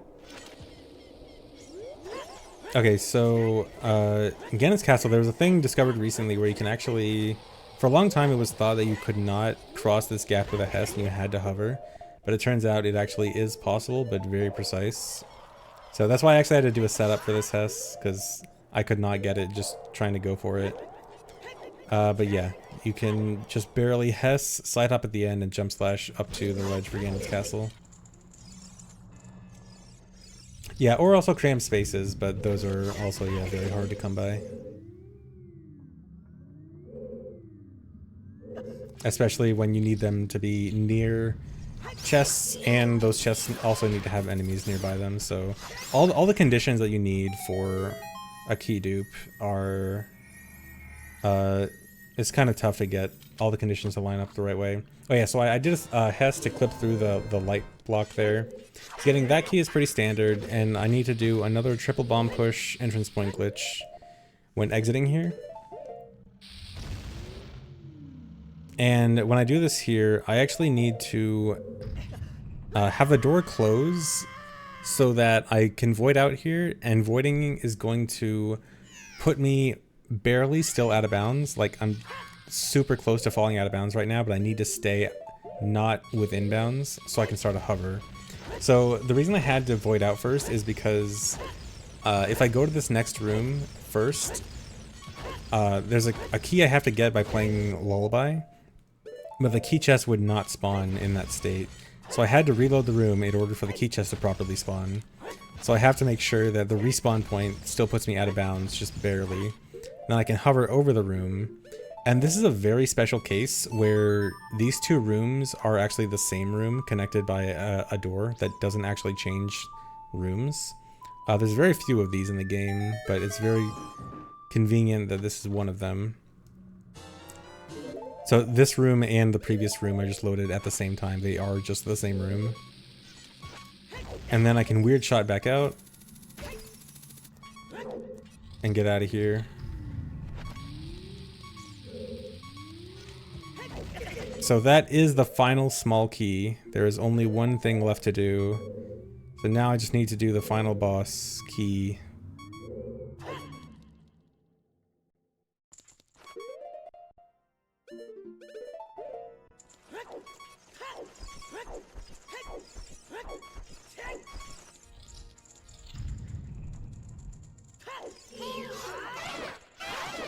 Yeah, I'll talk about the Forest Temple key afterwards. Don't worry.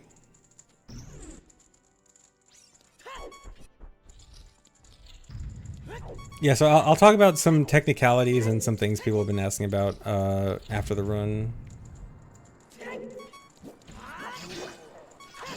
Alright, so here's the room with the boss key. Normal, just killing the Stalfos, and then here's the boss key chest.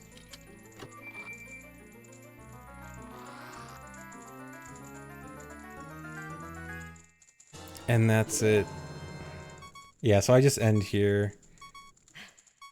So, yeah, so I don't end on Ganon because I don't have light arrows. I was considering to do Ganondorf boss key skip, but I started trying to do it and it was the worst thing ever, and I'm just like, I'm done with this.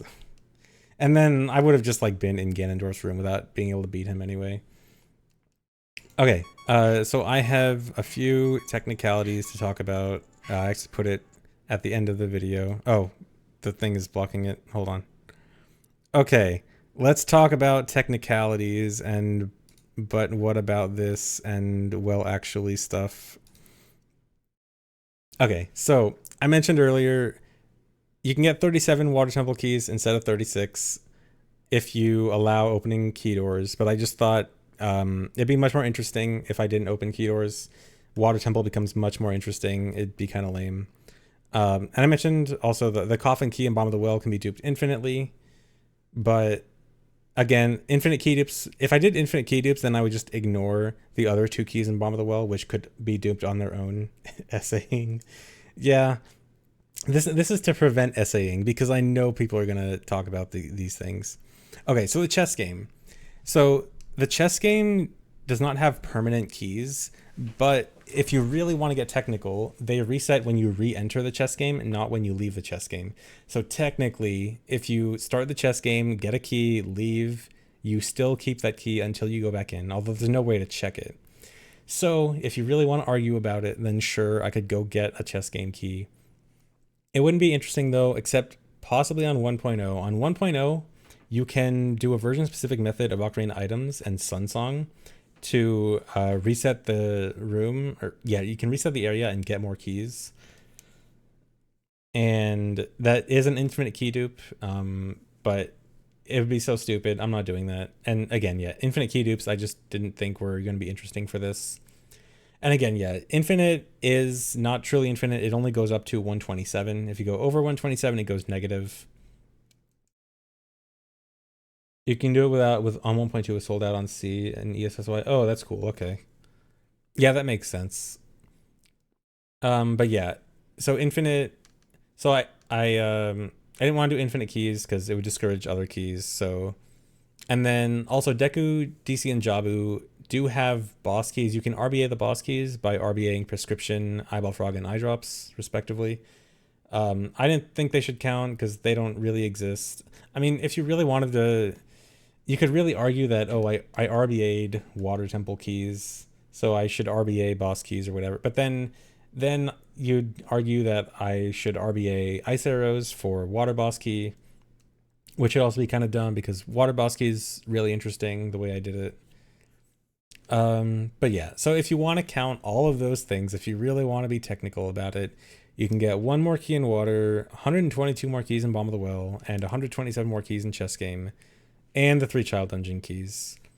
But this is, this is technicalities that I don't really think should count or would not be as interesting. Yes, so the Forest Temple key. So let me go to Forest Temple right now. Better? Okay.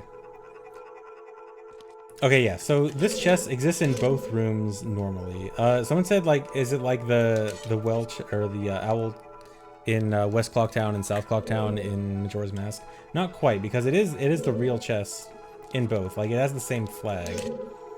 But what actually is the almost possibility is that when you hit the transition, there's actually one frame before the chest despawns. And when you do an Ocarina dive, it actually does not it does not activate the room transition until you cancel the ocarina. So what you in theory could do is ocarina dive, cancel the ocarina. You have 1 frame to open the chest, and it opens the chest without opening the chest, and you get the key, and you can open it again. However, the problem is I am not able to find a way to get close enough to the chest before the transition activates.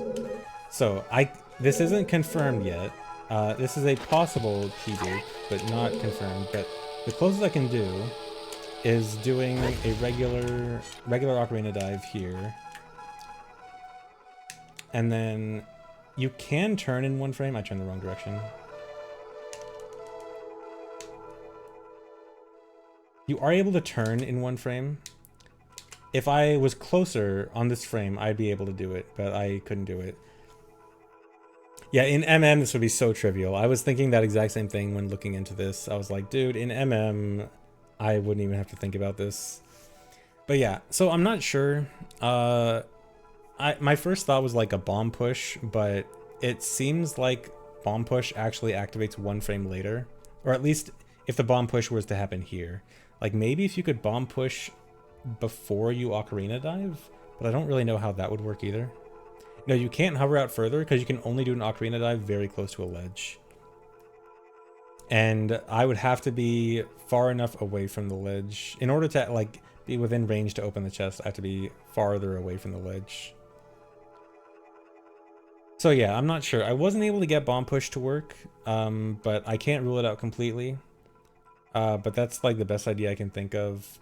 But yeah, I'm not sure. What's actually also unfortunate is that this is also a perfect room to set up a fairy revive thing where you go out of bounds and fairy revive and have the cutscene interrupt you. There's just no enemy that can hit you. And so that's kind of dead. But yeah, this key is like a very high probability, I think, of being possible to key dupe, but just slightly out of reach.